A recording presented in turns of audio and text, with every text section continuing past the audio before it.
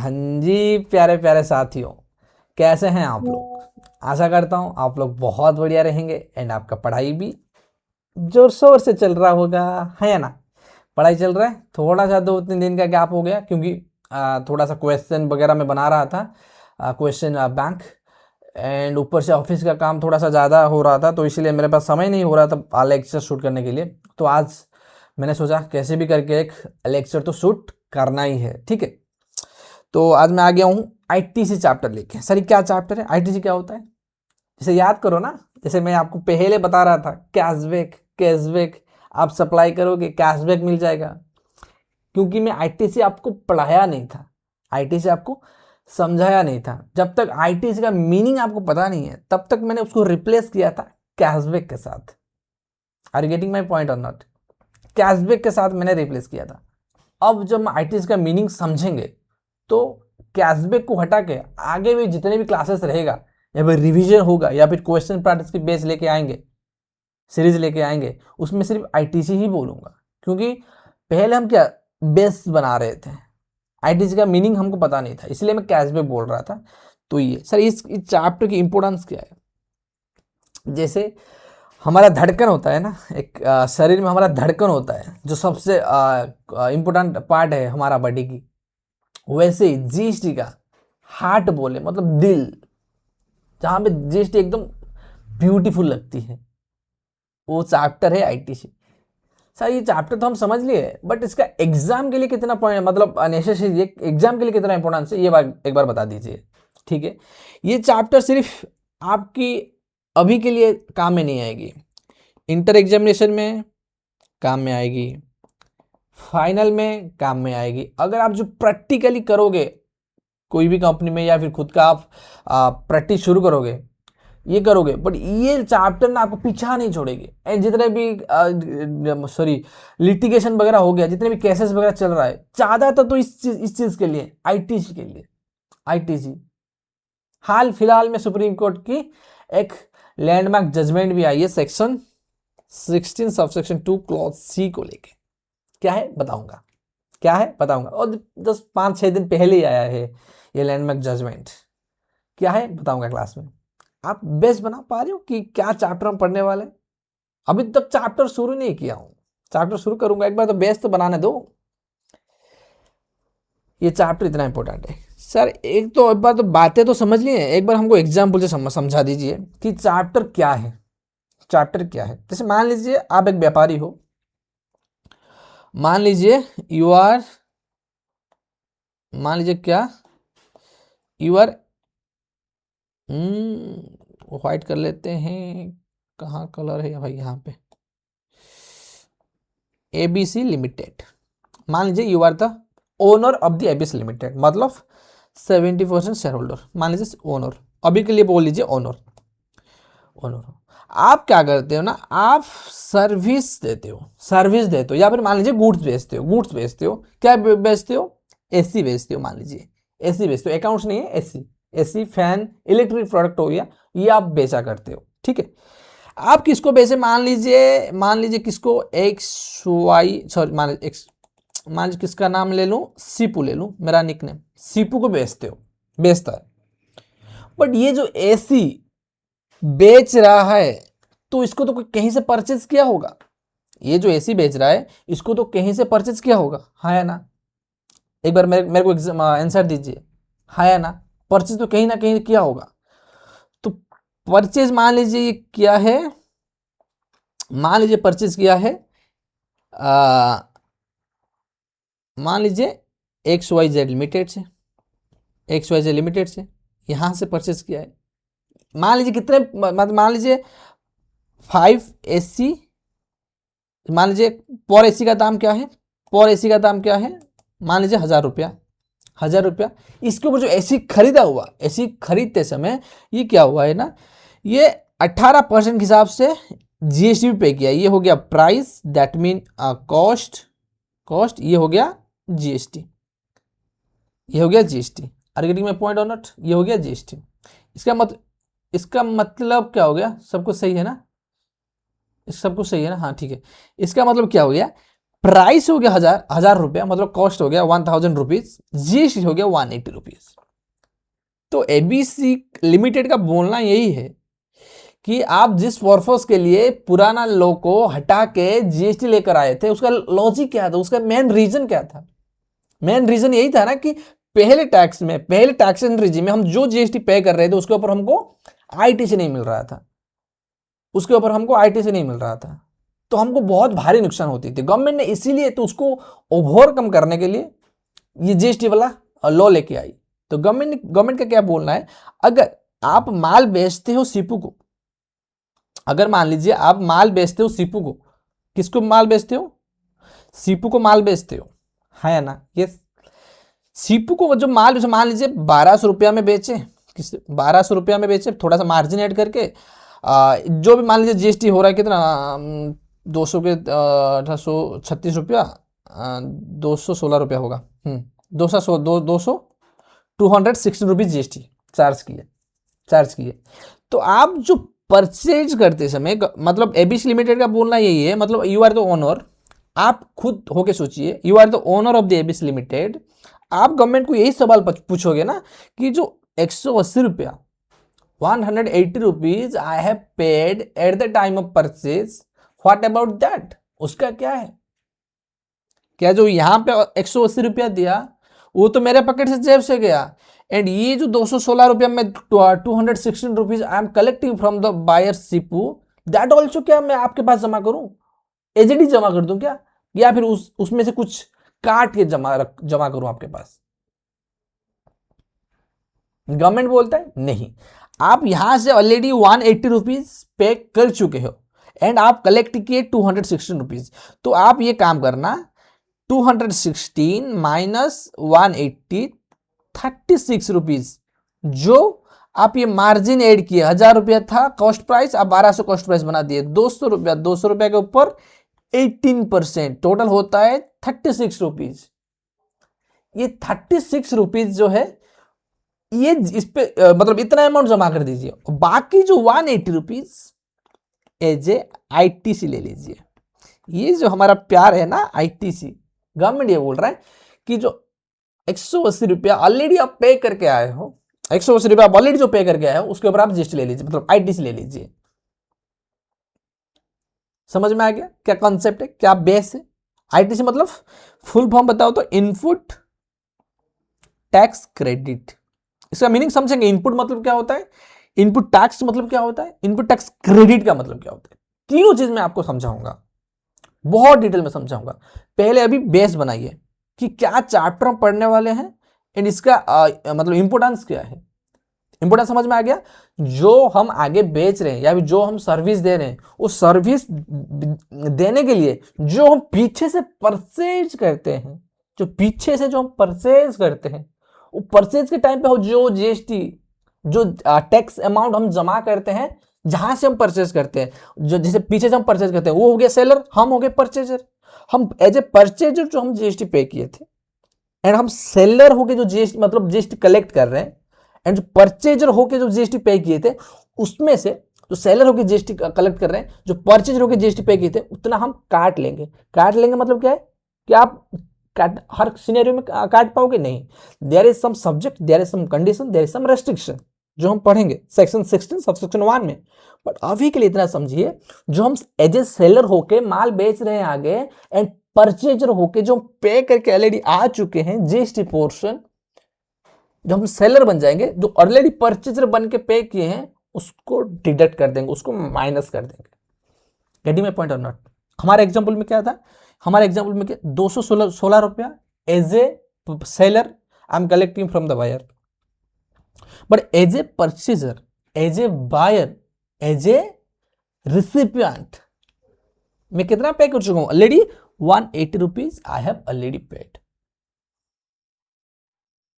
180 rupees. तो मेरे को कितना मिले? ऑब्वियसली गवर्नमेंट बोल रहा है कि आप ऑलरेडी जो पे करके आइए, तो दोबारा देने की जरूरत नहीं है, दोबारा देने की कोई नेसेसिटी नहीं है। आप क्या करो, अगर हम कुछ कंडीशन, हम कुछ क्राइटेरिया, जो हम ये चैप्टर एक्चुअली बेस इसी पे ही है, आईटीसी तो आपको मिलेगा, कौन सी सिचुएशन है, कौन सी सिनेरियो है जिसके ऊपर आपको आईटीसी नहीं मिलेगा। क्या क्या कंडीशन है, क्या क्या मतलब रेस्ट्रिक्शन है, या फिर क्या पॉइंट है जो आपको सेटिस्फाई करनी होगी, क्या क्या रूल्स है, क्या प्रोसीजर है आपको फॉलो करनी होगी for the purpose of taking the ITC.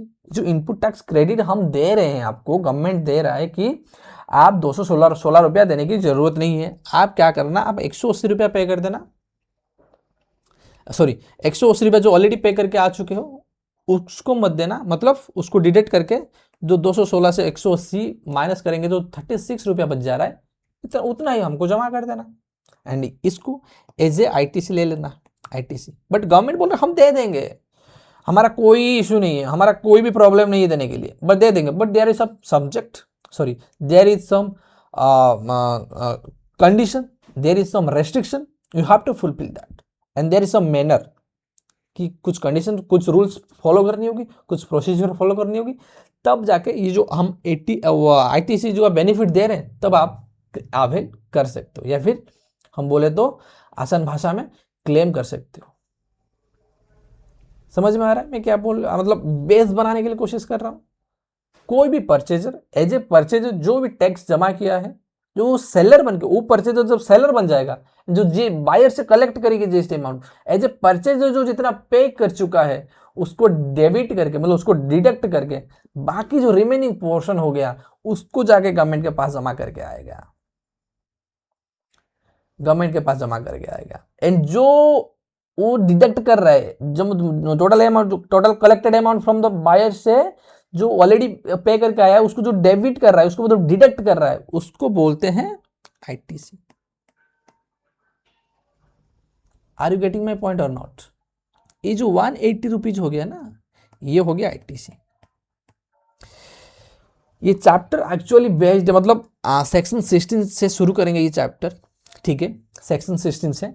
तो ये चैप्टर एक्चुअली बोलता है कि कौन सी कंडीशन आपको सेटिस्फाई करनी होगी for the availment of ITC, कौन सी सिनेरियो ऐसा है कि आप चाहे आप बिजनेस पर्पस के लिए यूज कर रहे हो, चाहे आप सेलर को माल बेच रहे हो एंड परचेज करते टाइम आप जीएसटी पे किए थे, फिर भी कुछ सिनेरियो ऐसे हैं गवर्नमेंट वहां पे बोलता है कि हम आईटीसी नहीं देंगे। हम मान लिया आप जेन्युइन हो, आप टैक्स पे की हो, फिर भी हम आपको टैक्स नहीं देंगे, इसी सिनेरियो में हम आपको टैक्स नहीं देंगे। एक कुछ पॉइंट है, कंडीशन है जो सेक्शन 17 में बात की है। ब्लॉक क्रेडिट वगैरह हम आगे आगे, जब आगे आगे बढ़ते जाएंगे तो समझते जाएंगे। तो आपको ये बेस बन गया, मैं जो बेस बनाने के लिए कोशिश कर रहा हूं, getting my point or not? बन गया? अगर ये लॉजिक, ये पॉइंट आपको क्लियर हो गया तो मैं आपको आगे लेकर जाता हूं, आगे लेकर जाता हूं। हम क्या चैप्टर पढ़ने वाले हैं अभी तक, मतलब मैं बुक से रीडिंग नहीं कराऊंगा, जो पहले नेसेसिटी है मैं उसको समझा देता हूं पहले, ठीक है। हम क्या पढ़ेंगे? Input tax credit. क्या पढ़ेंगे? इनपुट टैक्स क्रेडिट, ठीक है। ओ दिख नहीं रहा है, ठीक है। ये चैप्टर हम ये पढ़ेंगे, input tax credit. Input tax credit मतलब क्या होता है, आप एक बार बारीकी से ध्यान दोगे तो यहां पे 3 वर्ड है, एक हो गया इनपुट, एक हो गया टैक्स, एक हो गया क्रेडिट। क्रेडिट मतलब आप अकाउंट्स में पढ़े होंगे, क्रेडिट, क्रेडिट आपके अकाउंट में क्रेडिट किया जा रहा है, मतलब क्या, आपके अकाउंट में हम अकाउंट में क्या बोलते हैं, पैसा बोलते हैं, पैसा को क्रेडिट किया जा रहा है, मतलब आपके अकाउंट में ऐड किया जा रहा है। वैसे ही जो टैक्स है ना, आपके अकाउंट में, आपके लेजर में ऐड किया जाएगा। आपके अकाउंट में कौन ऐड करेगा? गवर्नमेंट ऐड कराएगा, गवर्नमेंट ऐड कराएगा। Are getting my point? उसके बाद है इनपुट। पहले यहां पे 3 चीजें हैं, मैं आपको पहले समझाना चाहूंगा, उसके बाद हम एक बार हमारा बेस सही से बैठ गया, बेस हम समझ लिए, एक बेस मजबूत हो गई हमारी, तो फिर हम चैप्टर के ऊपर जंप करेंगे, ठीक है। पहले मैं आपको समझाने के लिए चाहूंगा कि इनपुट का मतलब क्या होता है। इनपुट आप एक बार लेमन लैंग्वेज में बताइए, इनपुट का मतलब क्या होता है? इनपुट क्या मतलब, इनपुट का मतलब क्या होता है? इनपुट आसान भाषा में बताऊं, इनपुट हो गया goods other than capital goods. Goods मतलब क्या है? सेक्शन 2 क्लॉज 52 में ऑलरेडी हम पढ़ चुके हैं। कि गुड्स का मतलब क्या होता है, गुड्स का मतलब क्या होता है, ये ऑलरेडी हम पढ़ चुके हैं, हाँ या ना, आ रहा है, याद आ रही है, बताओ बताओ, याद आ रही है, ऑलरेडी हम पढ़ चुके हैं, ठीक है ठीक है। फिर क्या पढ़ेंगे, इनपुट। इनपुट आसान भाषा में बताऊं तो जो गुड्स हम यूज करते हैं in business purposes, in business purposes other than capital goods.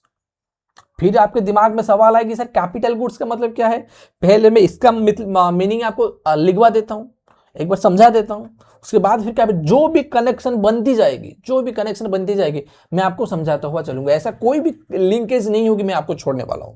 जो भी वर्ड आएगी, जो भी सेंटेंस आएगी, उसको कैसे कनेक्ट किया जाता है तो आपको मैं सिखा दूंगा आज, ठीक है, बस ध्यान से सुनना। इनपुट क्या होता है, एनी, एक बार कुछ अलग कलर ले लेते हैं, और क्या क्या कलर हो सकता है, ठीक है, एनी इनपुट मीन्स, ये कहां पे डिफाइन है, सेक्शन 2 क्लॉज 59 पे। क्या याद रखना जरूरी है कि आपको याद करना मैंडेटरी है, याद हो गया तो अच्छा है, एक बार कोशिश भी करो याद करने के लिए। मैं तो आपको बहुत बार बता दूंगा क्लासेस में, मतलब जो भी हम क्लासेस लेंगे, रिवीजन क्लासेस लेंगे, तो मैं बहुत बार सिर्फ सेक्शन नंबर बोलता रहूंगा, क्योंकि आपके दिमाग में सेट हो जाए। अगर आपको, क्योंकि आप 8 पेपर की तैयारी करते हो, मैं तो एक पेपर पढ़ता हूँ ना, जीएसटी में पढ़ता हूँ, जीएसटी पढ़ाता हूँ, तो मेरे को याद रहता है, तो आप तो 8 पेपर पढ़ाई करते हो, तो एज ए स्टूडेंट याद करना थोड़ा सा डिफिकल्ट है, बट बहुत जो क्रूशियल सेक्शन है, याद करना जरूरी है, तो आपको मैं बताऊंगा, आपको याद करना ही होगा, आपको याद करना ही होगा।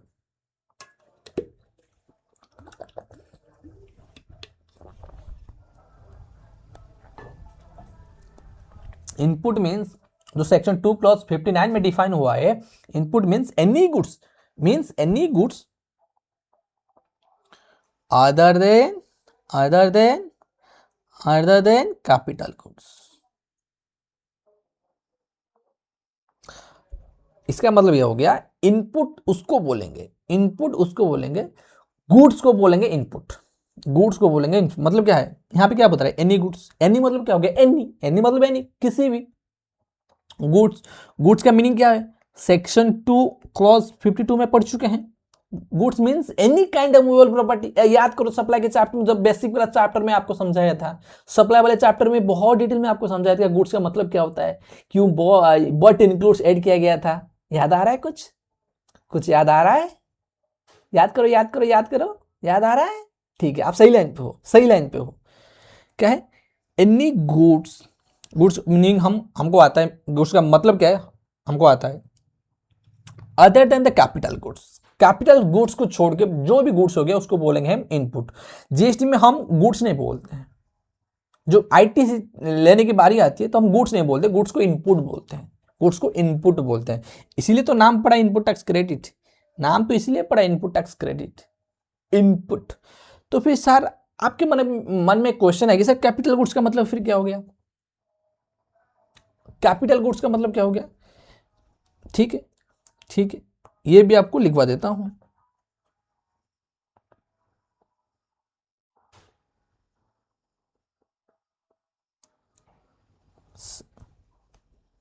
कहां पे डिफाइन है, कहां पे डिफाइन है, सेक्शन 2 क्लॉज 19 में क्या बोल रहा है, capital goods means goods which is capitalised in books of account. आपको तो अकाउंट मेरे से बेहतर समझ में आ रही होगी। कैपिटल गुड्स मतलब एक ऐसा गुड्स है जो बुक्स में कैपिटलाइज होता है। आपको अकाउंट में, अकाउंट्स में भी यही डेफिनेशन है, कैपिटल गुड्स वो गुड है जो बुक्स ऑफ अकाउंट्स में आता है, एज एन एसेट आता है, बुक्स में कैपिटलाइज होता है, कैपिटलाइज मतलब एज एन एसेट आता है, उसको बोलते हैं कैपिटल गुड्स। तो गुड्स का दो हिस्सा हो गया, आइदर वो इनपुट होगी या फिर कैपिटल गुड्स होगी। पहले गुड्स, पहले यहां पे क्या आ गया, गुड्स, गुड्स का दो हिस्सा होगा, आइदर इनपुट होगी या फिर क्या होगा, या फिर कैपिटल गुड्स होगा। समझ में आ गया, ये हो गया हमारा इनपुट। इनपुट के लिंक में जो आता है कैपिटल गुड्स, उसको भी हम समझ लिया। कैपिटल गुड्स एक ऐसा गुड्स है जो बुक्स में कैपिटलाइज होता है। जैसे आप कोई मशीनरी परचेज कर रहे हो, कोई एक, जैसे मान लीजिए आप यहाँ पे हमारा एग्जाम्पल आप क्या थे, एबीसी लिमिटेड। सपोज मान लीजिए you are selling the AC, you are selling the AC, तो AC is not your capital goods, AC is your input, AC is your input. आप एसी को कैपिटलाइज नहीं करते हो। कैपिटलाइज किसको बोलते हैं? कैपिटल में you are showing that as an asset, you are showing that as an asset. But आप एसी तो आपकी गुड्स होगी, आप तो मतलब एज ए इनपुट, जैसे बोलते हैं रॉ मटेरियल, कैपिटल गुड्स नहीं है ये, एक रॉ मटेरियल है या फिर फिनिश्ड गुड्स है जो आपको फाइनल प्रोडक्ट है जो आप बेचते हो, उसको बोलेंगे इनपुट। और जो आप जैसे मान लीजिए एसी का भी धंधा कर रहे हो, एसी में आप एक लैपटॉप लेके बैठे हो, ये हो जाएगा आपके कैपिटल गुड्स, क्योंकि आपके लैपटॉप बेचना आपकी धंधा नहीं है। एंड जो बिल्डिंग लिए हो, बिल्डिंग्स, वो हो जाएगा कैपिटल गुड्स, क्योंकि आप बुक्स में दिखा होगा कि मेरे एबीसी लिमिटेड के नाम पे इतने नाम की बिल्डिंग है, इतने रुपए की बिल्डिंग है, या फिर 5 करोड़ की बिल्डिंग है। Are getting my point or not? ठीक है, इसका मतलब समझ में आ गया। ठीक है, इनपुट क्या हो गया एंड कैपिटल गुड्स क्या हो गया। ठीक है, फिर पढ़ेंगे इनपुट टैक्स क्या होता है। सर क्या गुड्स सर्विस नहीं है? सर्विस भी है, सर्विस भी है, सर्विस भी है। सर्विस को बोलते हैं इनपुट सर्विसेज। क्या बोलते हैं? क्या बोलते हैं? Input services.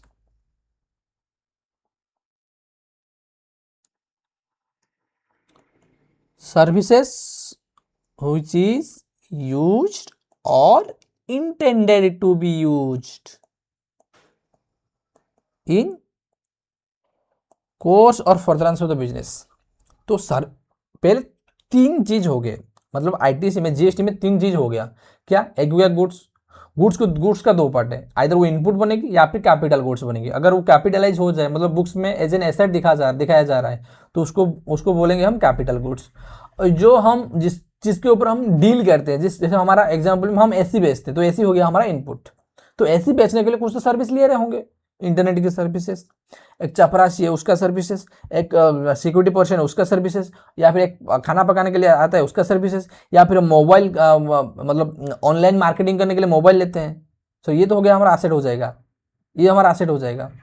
कुछ तो हम इनपुट सर्विस ले रहे होंगे, जैसे ये सर्विस। और जैसे मान लीजिए कोई बाहर से आ रहा है हमको ट्रेनिंग देने के लिए, ऐसी कैसे मैं इंस्टॉल की सर्विस भी देता हूँ, इंस्टॉलेशन की सर्विसेज। एंड कोई बाहर से आ रहा है, मेरे को इंस्टॉलेशन सर्विस कैसे दिया जाता है उसका ट्रेनिंग देने के लिए, दोस्तों मेरे को कुछ तो कुछ चार्ज करेगा। वो क्या है? Input services. That services is being used for the in course or furtherance of the business, used which is used or intended to be used. Intended मतलब क्या है? या अभी यूज कर रहे हो या फिर बाद में यूज करने वाले हो, अभी यूज कर रहे हो या फिर बाद में यूज करने वाले हो। Getting my point or not? आपको समझ में आ गया कि इनपुट का मतलब क्या है, सॉरी इनपुट का मतलब क्या है, कैपिटल गुड्स का मतलब क्या है, इनपुट सर्विस का मतलब क्या है। ठीक है, फिर हम पढ़ेंगे इनपुट टैक्स का मतलब क्या है। इनपुट टैक्स का मतलब क्या है, क्या पढ़ेंगे? इनपुट टैक्स का मतलब क्या हो गया?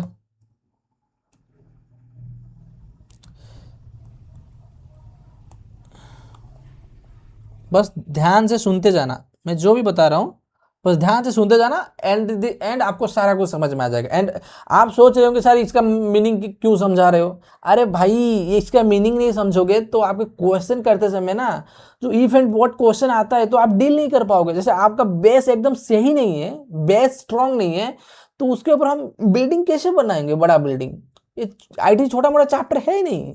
तो आपको इनपुट रजिस्ट्रेशन चैप्टर में भी यूज होगा, कहीं पे भी हम आप पढ़ो इनपुट क्या होता है, इनपुट सर्विसेज। आपका इनपुट का मतलब आता नहीं है, तो आप उस समय पे कंफ्यूजन में आएंगे।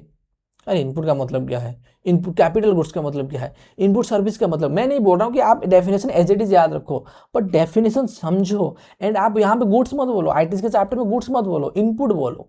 ये आदत आप डलवाओ, इनपुट सर्विसेज, कैपिटल गुड्स, ऐसे बात करो, ऐसे सोचो। तो इसीलिए मैं आपको ये जो पॉइंट है मैं आपको बारीकी से करा रहा हूं। ठीक है, इनपुट टैक्स। ये कहाँ पे डिफाइन है, कहाँ पे डिफाइन है? अगर आपको सेक्शन नंबर याद करने के लिए याद हो रहा है तो याद कर लीजिए, सेक्शन 2 क्लॉज 62 में इनपुट टैक्स। इनपुट टैक्स, तो इनपुट टैक्स मीनिंग क्या है? The tax which is paid on supply. क्या इसका मीनिंग समझाएंगे?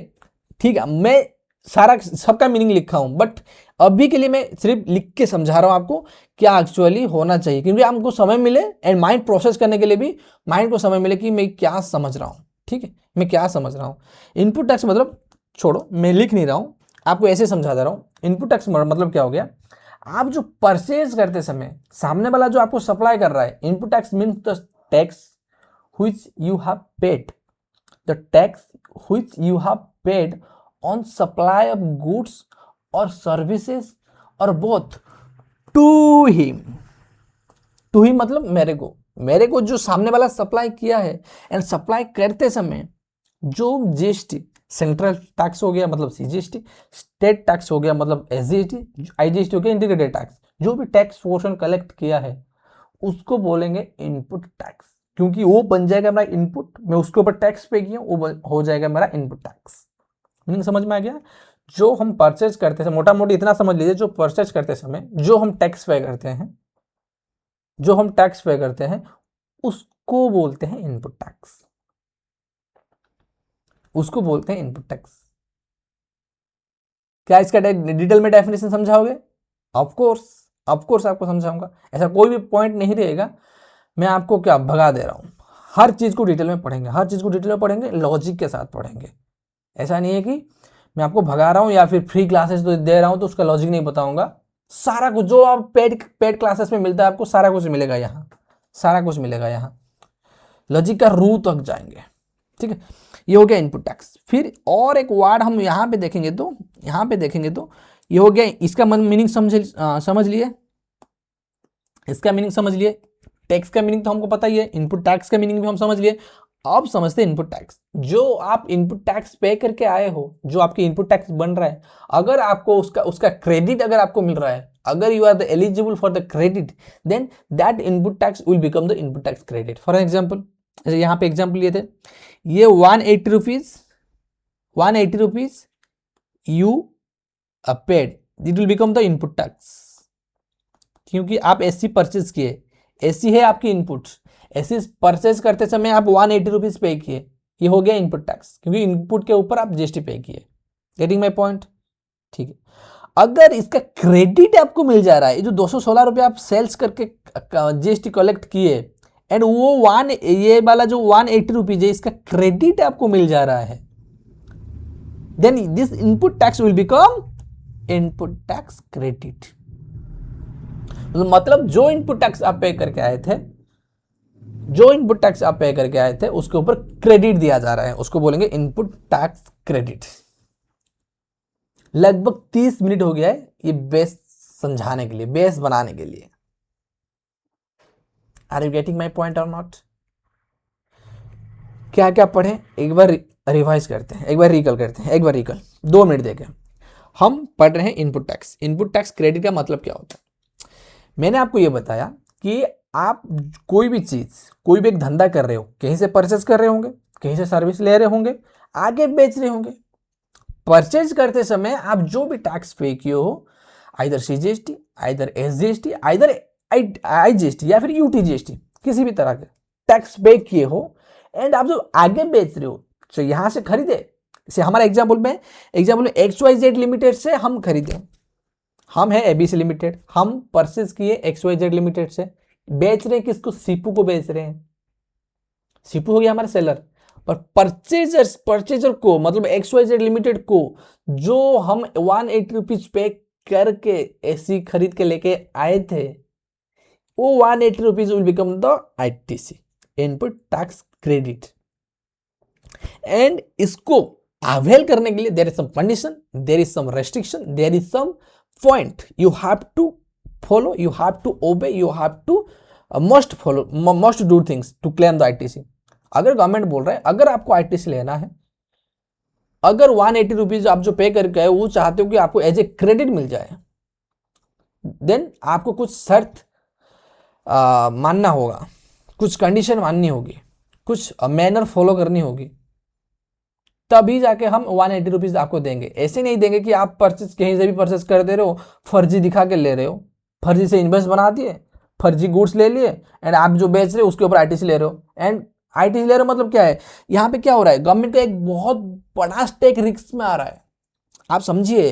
क्योंकि ये कलेक्ट किया 216 रुपया, 216 रुपया ये कलेक्ट किया, 216 rupees collected from the Sipu, but government is paying the, you just only pay 36 after deducting this 180 rupees।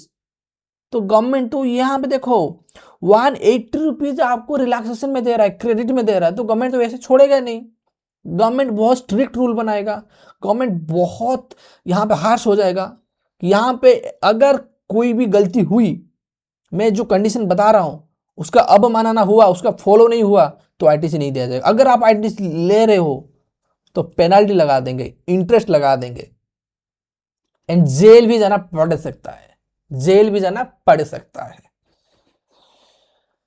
Are you getting my point or not? तो ये इतना इंपॉर्टेंट चैप्टर है, इंपॉर्टेंट चैप्टर, क्योंकि ये तो हार्ट है ना, दिल है। क्योंकि 180 रुपीज तो हम धंधा क्यों करते हैं, जीएसटी क्यों लेकर आए थे, कि ये 180 रुपीज मेन रीजन था।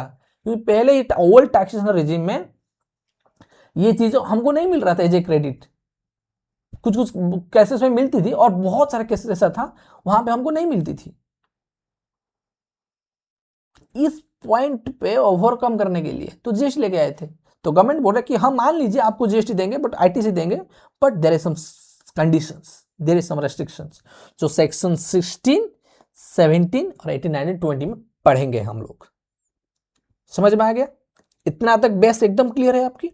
अभी शुरू करें हमारा रीडिंग और चैप्टर में आगे बढ़ते हुए, शुरू करें? ठीक है, आपकी परमिशन लेते हुए मैं शुरू कर रहा हूं आज का चैप्टर।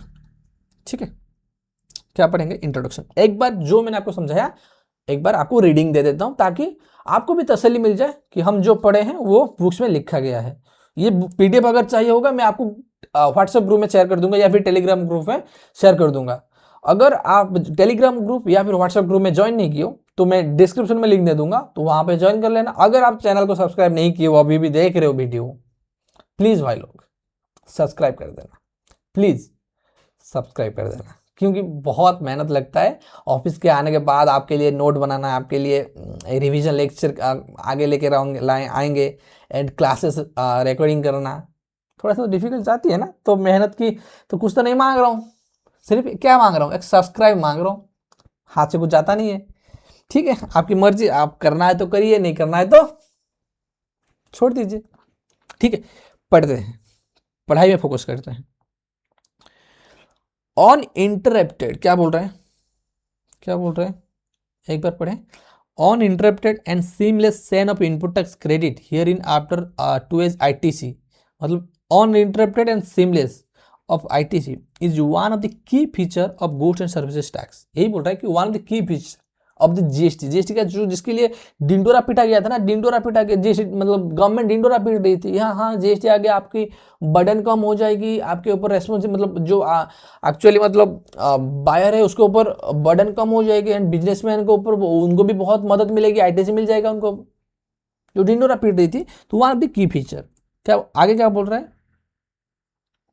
आगे ये बोल रहा है ITC is mechanism to avoid cascading of taxes. Cascading मतलब क्या समझाया था, टैक्स और टैक्स, टैक्स और tax. Cascading and double taxation दो डिफरेंट चीजें होता है। डबल टैक्सेशन मतलब एक चीज के ऊपर 2 बार टैक्स लगाना, कैस्केडिंग इफेक्ट का मतलब ये हो गया टैक्स के ऊपर टैक्स लगाना, टैक्स के ऊपर टैक्स लगाना। मान लीजिए 100 रुपया टैक्स हो गया, फिर उसके ऊपर 10% लगा देना, मतलब टोटल टैक्स हो गया क्या, 110। Cascading tax in simple language the tax and tax. ठीक है, under the earlier system of taxation, credit of taxes being levied by central government is not available, a setup of payment of taxes is levied by state government and vice versa. One of the most important feature in the GST system in the entire supply chain would be subject to GST to be levied by the central state government concurrently, मतलब simultaneously, as the tax charge by the central और the state government would be part of the same tax regime, the credit of the tax paid every stage would be available as set off payment. Setup मतलब ITC setup हो जाएगा। जैसे हमारा example में क्या था, कैसे सेटअप हो रहा था, एक बार एग्जाम्पल में आइए। एग्जाम्पल में हमारा कैसे सेटअप हो रहा था, जैसे वो 180 रुपीज़, ये वाला जो ट्रांजैक्शन की मतलब में ये वाला ट्रांजैक्शन में वो 180 रुपीज़ पे करके आया। तो नेक्स्ट ट्रांजैक्शन वो कंक्लूड कर रहा है, ये वाला ट्रांजैक्शन के ऊपर जो 180 रुपीज़ पे करके आया था उसके ऊपर जीएसटी मिल जा रहा है, इसके ऊपर जीएसटी आपको मिल जाएगा। Are you getting my point or not? Are you getting my point or not? एक मिनट।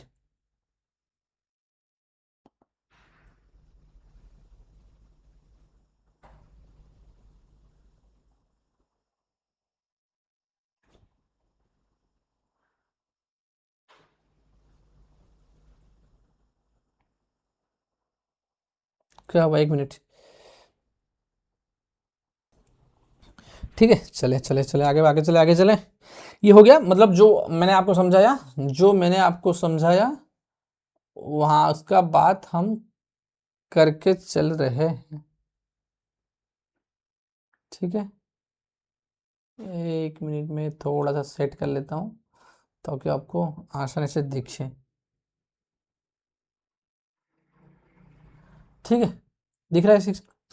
फिर हम इनपुट का मीनिंग, जैसे आपको मैंने समझाया सेक्शन 2 क्लॉज 59 में, सेक्शन 2 क्लॉज 59 में input means any goods other than capital goods. जैसे बताया कि any goods other than the capital goods used or intended to be used in course of furtherance of the business. ये line हमेशा आएगी, ये line हमेशा आएगी। गवर्नमेंट का one of the main condition है कि अगर आप बिजनेस पर्पज के लिए इनपुट यूज कर रहे हो then you are the eligible for the ITC. तो हमेशा कोई भी डेफिनेशन पढ़ेंगे इनपुट या फिर इनपुट सर्विसेज और कैपिटल गुड्स, ये वाला आएगा, used or intended to be used. ठीक है, तो इनपुट का मतलब क्या हो गया, any goods other than the capital goods subject to block credit. Block credit क्या होता है आगे पढ़ेंगे। ब्लॉक क्रेडिट क्या होता है, एक बार सबर करिए वेट। ठीक है, used or intended to be used मतलब यूज कर रहे हो या फिर करने वाले हो, अभी यूज कर रहे हो या फिर आगे करने वाला हो, उसको बोलेंगे used or intended to be used in course or furtherance of the business. मतलब बिजनेस पर्पस के लिए होना चाहिए, मोटा मोटी बोले तो goods which is used or intended to be used for the business purpose, उसको बोलेंगे इनपुट इन जीएसटी। ठीक है, इन जीएसटी में इसको इनपुट बोलेंगे, बट अकाउंटिंग में गुड्स वगैरह बोलते हैं। ठीक है, तो इनपुट सर्विसेज का मीनिंग क्या है, इनपुट सर्विसेज सेक्शन 2 क्लॉज 60 में इनपुट सर्विस का मतलब क्या है, वही any services subject to block credit. Block credit क्या होता है आगे पढ़ेंगे। Used or intended to be same, used or intended to be used in course of furtherance of business same. जैसे मैंने आपको बताया कि मेन कंडीशन है कि बिजनेस पर्पस के लिए होना चाहिए। अगर आप कोई मोबाइल ले रहे हो, जैसे मान लीजिए मैं एसी का दुकान है, मैं एक एसी ले रहा हूँ, बेचने के लिए नहीं ले रहा हूँ, मेरे घर में लगाने के लिए ले रहा हूँ, उसका आईटीसी मेरे को नहीं मिलेगा। गवर्नमेंट का पॉइंट ऑफ व्यू एकदम क्लियर है। अगर आप आगे से बिजनेस कर रहे हो, आप आगे वो जो परचेज कर रहे हो, आप एज ए बिजनेस यूज मतलब बिजनेस में यूज कर रहे हो, आगे में उसमें रेवेन्यू आ रही है। जैसे मान लीजिए हम क्या किए, हमारे एग्जाम्पल में क्या था, यहाँ पे देखिए आप लोग, आइए समझते हैं। यहाँ पे देखिए ये एक्सी परचेस किया मैंने, ये वाला ट्रांजैक्शन में एसी परचेस किया, यहाँ पे 180 रुपीज़ पे किया, ये जो एसी परचेस किया, फिर मैंने ये वाला ट्रांजैक्शन में उसको किया सेल्स किया, सीपू को सेल्स किया, सीपू को सेल्स किया। गवर्नमेंट ये बोल रहा है अगर आप आगे बिजनेस कर रहे हो, आगे रेवेन्यू गवर्नमेंट के पास आ रही है ना, 216 से 180 रुपीज़ माइनस करके 36 रुपीज़ तो गवर्नमेंट को मिलेगा एक्स्ट्रा। अगर मान लीजिए ये ना बेच के पर्सनल यूज कर लेता जो गवर्नमेंट का 36 रुपीज़ गवर्नमेंट को मिल रहा है, 36 रुपया गवर्नमेंट को जो मिल रहा है, क्या ये मिलता, गवर्नमेंट को नहीं मिलता। तो गवर्नमेंट बोल रहा है भाई अगर 36 रुपया मेरे को नहीं मिलेगा तो भाई मैं इसको नहीं दूंगा। गवर्नमेंट का कुछ पॉइंट ऑफ व्यू है। पहला, अगर आम भाषा में बोले तो बिजनेस पर्पस के लिए यूज होना चाहिए, बिजनेस पर्पस के लिए होना चाहिए। तो लॉजिक एकदम क्लियर है। गवर्नमेंट अगर 180 रुपये आपको दे रहा है, ऑलरेडी गवर्नमेंट के जेब में है, गवर्नमेंट खुद की जेब से निकाल के आपको दे रहा है, आपके जेब में डाल रहा है, उसके लिए तो कुछ शर्त तो बताएगी ना, आपको फुलफिल करनी होगी। वन द कंडीशन कि बिजनेस पर्पस के लिए यूज करो, क्योंकि बिजनेस पर्पस के लिए यूज करोगे तो आप जो 216 रुपया कलेक्ट किए ना, 216 रुपया कलेक्ट किए, 216 रुपीज, आइदर वो 216 रुपीज पे करो, या फिर ये जो 180 रुपीज है, 180 रुपीज उसको मत लो, 260 रुपीज पे कर दो, मोटा मोटी। एक बार कंफ्यूजन, थोड़ा बहुत कंफ्यूजन हो गए होंगे।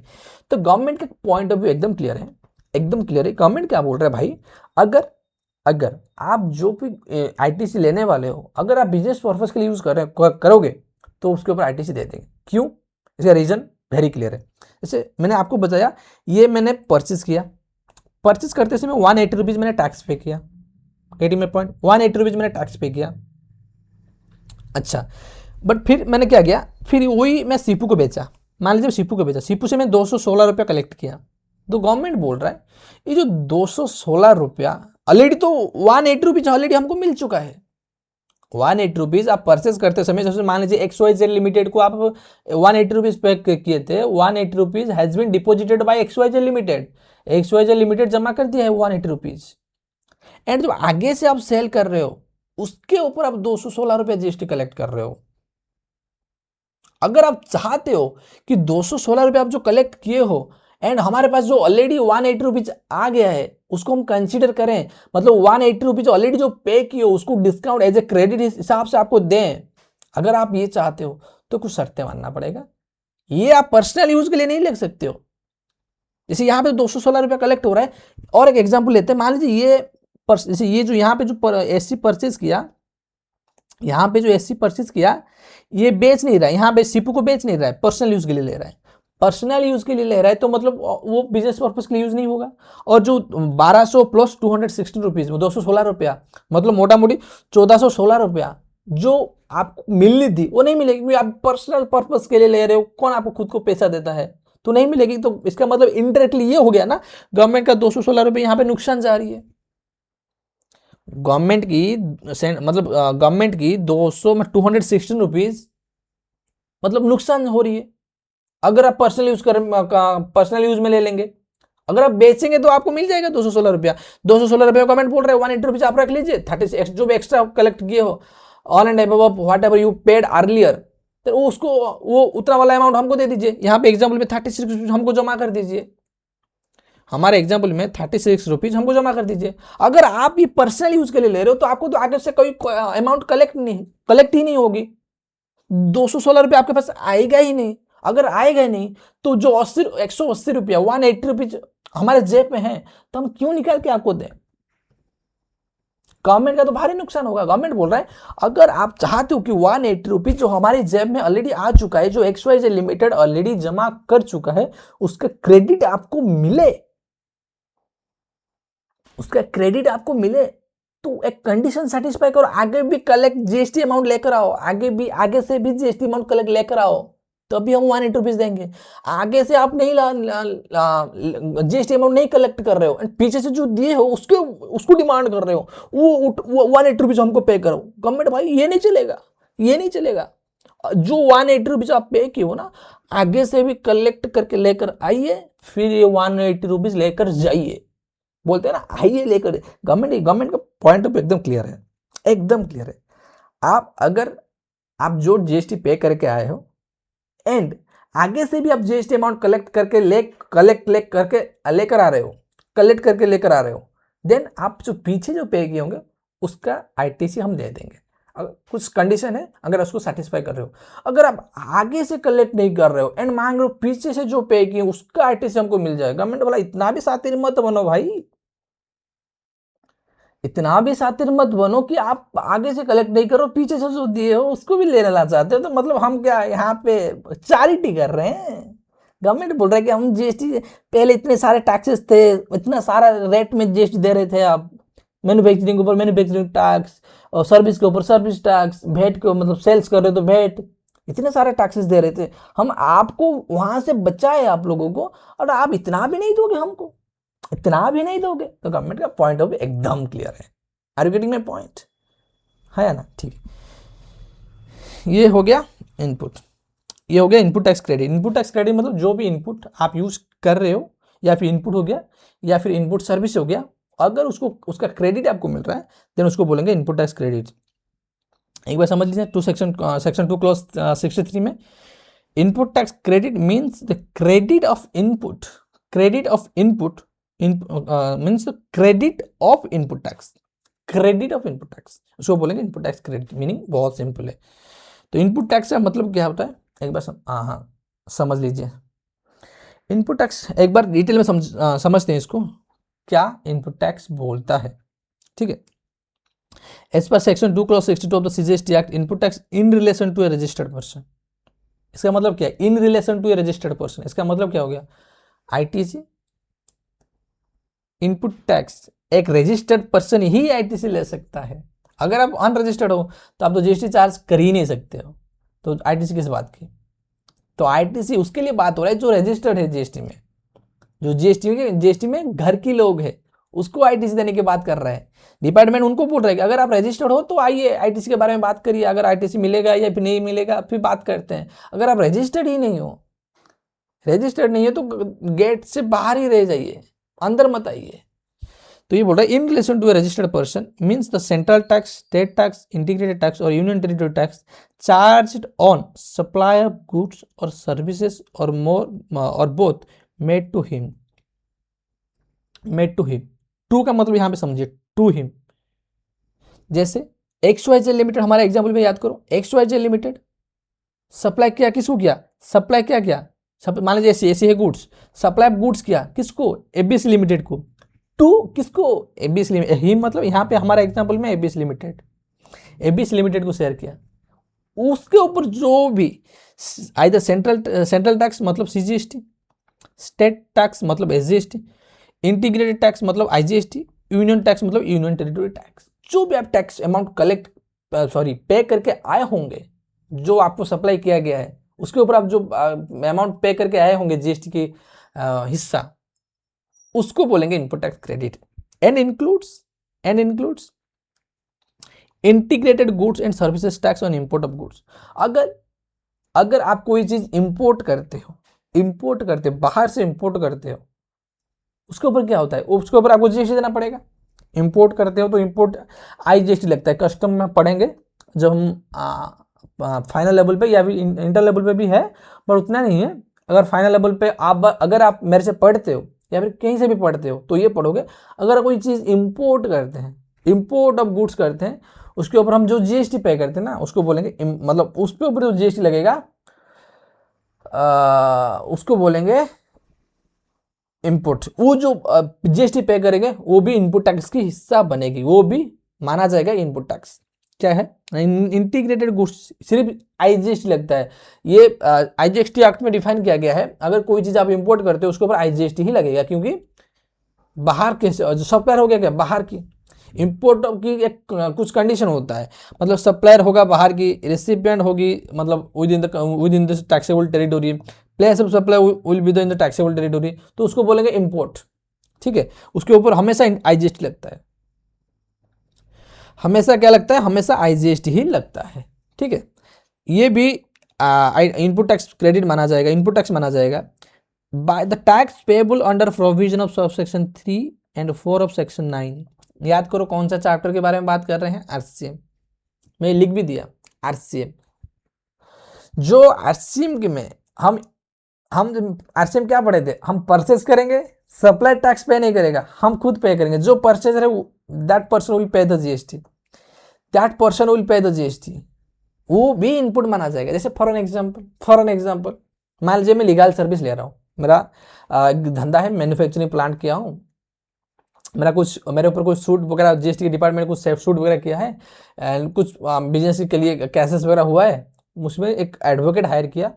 एडवोकेट किया क्या, मेरे को 10,000 की बिल दी, 10,000 की बिल दिया प्लस 18% जीएसटी। आईटीसी तो जीएसटी चार्ज नहीं करते, मान लीजिए यहाँ पे, अब फॉर एन एग्जांपल मान लीजिए, क्योंकि हमको आरसीएम बेसिस में सेल्फ इन्वॉइस इशू करना पड़ेगा। क्या है, आगे बढ़ेंगे, सेल्फ इन्वॉइस क्या है, आगे बढ़ेंगे, सबर कर लीजिए। क्या मान लीजिए यहाँ पे 10,000 प्लस 1,800 11,800, जो हम 1,800 रुपया जीएसटी पे किए, कौन पे करेगा, एडवोकेट खुद जाकर पे नहीं करेगा, क्योंकि हम सेक्शन 9 सबसेक्शन 3 में पढ़े हैं कि इसके ऊपर आरसीएम लगता है। जो रिसिपिएंट है, रिसिपिएंट क्या है, कौन है, सप्लायर कौन हो गया, एडवोकेट। रिसिपिएंट कौन हो गया, हम हो गए। हमारा एग्जांपल में ABC limited, ABC limited will pay the GST under RCM. So जो हम आरसीए में भी पे कर रहे हैं सप्लायर के बदले, तो वो भी जीएसटी, वो भी इनपुट टैक्स की सॉरी वो भी इनपुट टैक्स माना जाएगा। उसको भी हम इनपुट टैक्स मानते हुए चलेंगे, उसको भी हम इनपुट टैक्स मानते हुए चलेंगे।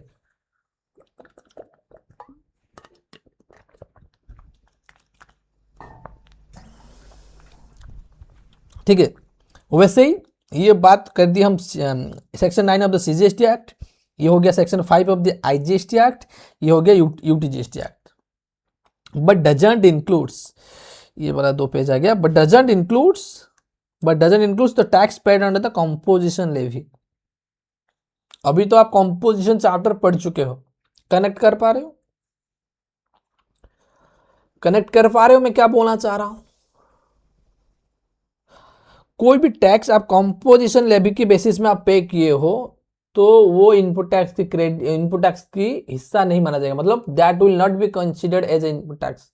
उसको गवर्नमेंट बोल रहा है कि जीएसटी डिपार्टमेंट ये बोल रहा है कि हम उसको इनपुट टैक्स मानेंगे ही नहीं, हम उसको इनपुट टैक्स मानेंगे ही नहीं। समझ पा रहे हो? तो इसका मतलब क्या हो गया, ये अगर इसको इनपुट टैक्स नहीं माना जाएगा तो इनपुट टैक्स क्रेडिट का सवाल ही नहीं बनता। तो हम कंपोजिशन लेवी में पढ़े थे ना कि जो अगर आप कंपोजिशन स्कीम ऑप्ट करते हो सेक्शन 10 में, बहुत डिटेल में पढ़े हैं, जस्ट लास्ट 2 क्लासेस में बहुत डिटेल में पढ़े हैं। अगर सेक्शन 10 आप ऑप्ट करते हो मतलब कंपोजिशन स्कीम, आप जो जीएसटी पे करोगे पीछे से खरीदते समय, जो जीएसटी पे करोगे उसके ऊपर आपको आईटीसी नहीं मिलेगा, उसके ऊपर आपको आईटीसी नहीं मिलेगा। क्यों नहीं मिलेगा? रीजन है ये, क्योंकि इनपुट टैक्स के डेफिनेशन में इटसेल्फ उसको बाहर रखा गया है। जहां पे वो इनपुट ही नहीं बन रहा है, इनपुट टैक्स ही नहीं बन रहा है, तो क्रेडिट का सवाल ही क्या बनता है? तो इनपुट टैक्स, सॉरी ये बताता हूं, ये तो बनता है ना इनपुट टैक्स क्रेडिट, मतलब आप इनपुट टैक्स बन जा रहे हो तो क्रेडिट मिलेगा या नहीं मिलेगा गवर्नमेंट के हाथ में है। अगर आप इनपुट टैक्स ही नहीं बन रहे हो तो क्रेडिट का सवाल ही क्या है? क्रेडिट का सवाल ही नहीं बनता। तो इसीलिए कंपोजिशन टैक्स में अगर आप कंपोजिशन स्कीम ऑप्ट किए हो एंड जो भी परचेज करते समय आप जो भी जीएसटी पे करते हो उसको आईटीसी नहीं मिलता, क्योंकि that is not part of the input tax. आ रहा है? कनेक्टिंग हो रहा है? कनेक्टिंग कर पा रहे हो? ये होता है लॉजिक डीपली समझना। एग्जाम में आएगा तो आप घबराओगे नहीं, पता है इनपुट टैक्स नहीं माना जाएगा। क्यों माना नहीं जाएगा? क्योंकि आप ये डेफिनेशन डिटेल में पढ़े हो एंड कंसेप्ट प्रोविजन को इंटरलिंक कर रहे हो। तो इंटरलिंक करोगे तो आपको जो कंसेप्ट बहुत मजबूत बनेगी कि एक कंडीशन ये बोल रहा है तो उसका अदर वाला पॉइंट क्या होना चाहिए, क्या होना चाहिए। अगर एग्जामिनर कोई भी ट्रिकी पॉइंट खेलने के लिए कोशिश करे आपके साथ, आपको पकड़ में आ जाएगी कि ये पॉइंट में ये खेल रहा है, इसी पॉइंट में ये खेल रहा है। इनपुट टैक्स के डेफिनेशन में कंपोजिशन टैक्स पेयर को इनपुट नहीं माना जाता है, इस पॉइंट पे खेल रहा है। तो आप प्रोविजन के साथ भी लिख सकते हो। अगर सेक्शन नंबर याद नहीं आ रहा है एटलीस्ट तो आप प्रोविजन तो लिख सकते हो, क्योंकि आपको दिमाग में उसी समय क्लिक कर जाएगा, उसी समय क्लिक कर जाएगा आपके दिमाग में, है ना? ये पढ़ लिया, क्या क्या पढ़ लिया, एक बार रिकल करते हैं, एक बार रिकल करते हैं। पहले हम समझे कि इनपुट टैक्स मतलब क्या होता है, क्यों गवर्नमेंट ये लेकर आई एंड क्या ये ट्रांजैक्शन फ्लो कैसे होता है।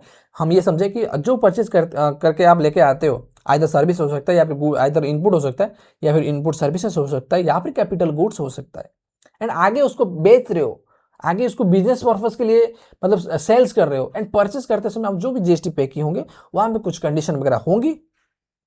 अगर उसको सेटिस्फाई कर रहे हो तो गवर्नमेंट आपको जो आप जीएसटी पे करके आए होंगे उसको आपको रिटर्न दे देगा, आपको क्रेडिट दे देगा।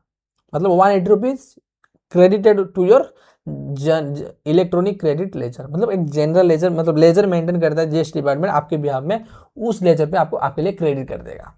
आप उसको कभी भी यूज कर सकते हो। जैसे वॉलेट में होता है ना, वॉलेट, जैसे आप कोई चीज पेमेंट करते हो, कोई चीज पेमेंट करते हो पेटीएम पेमेंट के, मान लीजिए 5 रुपये आपको वॉलेट कैशबैक मिल गया, तो आपकी वो वॉलेट में रह गया।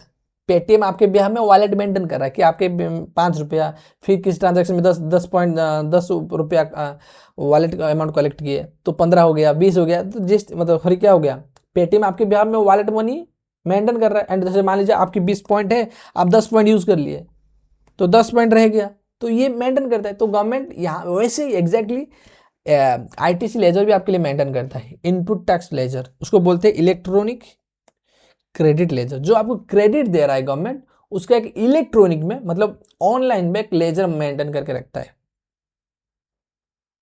ठीक है, समझ लिया। अब पढ़ते हैं 1 घंटे के बहुत रिगोरस डिस्कशन के बाद, बहुत डीपली डिस्कशन के बाद हम एक्चुअली स्टार्ट करने जा रहे हैं आईटीसी वाला चैप्टर। क्या सर 1 घंटा हमारा सिर्फ हम चैप्टर शुरू ही नहीं किए?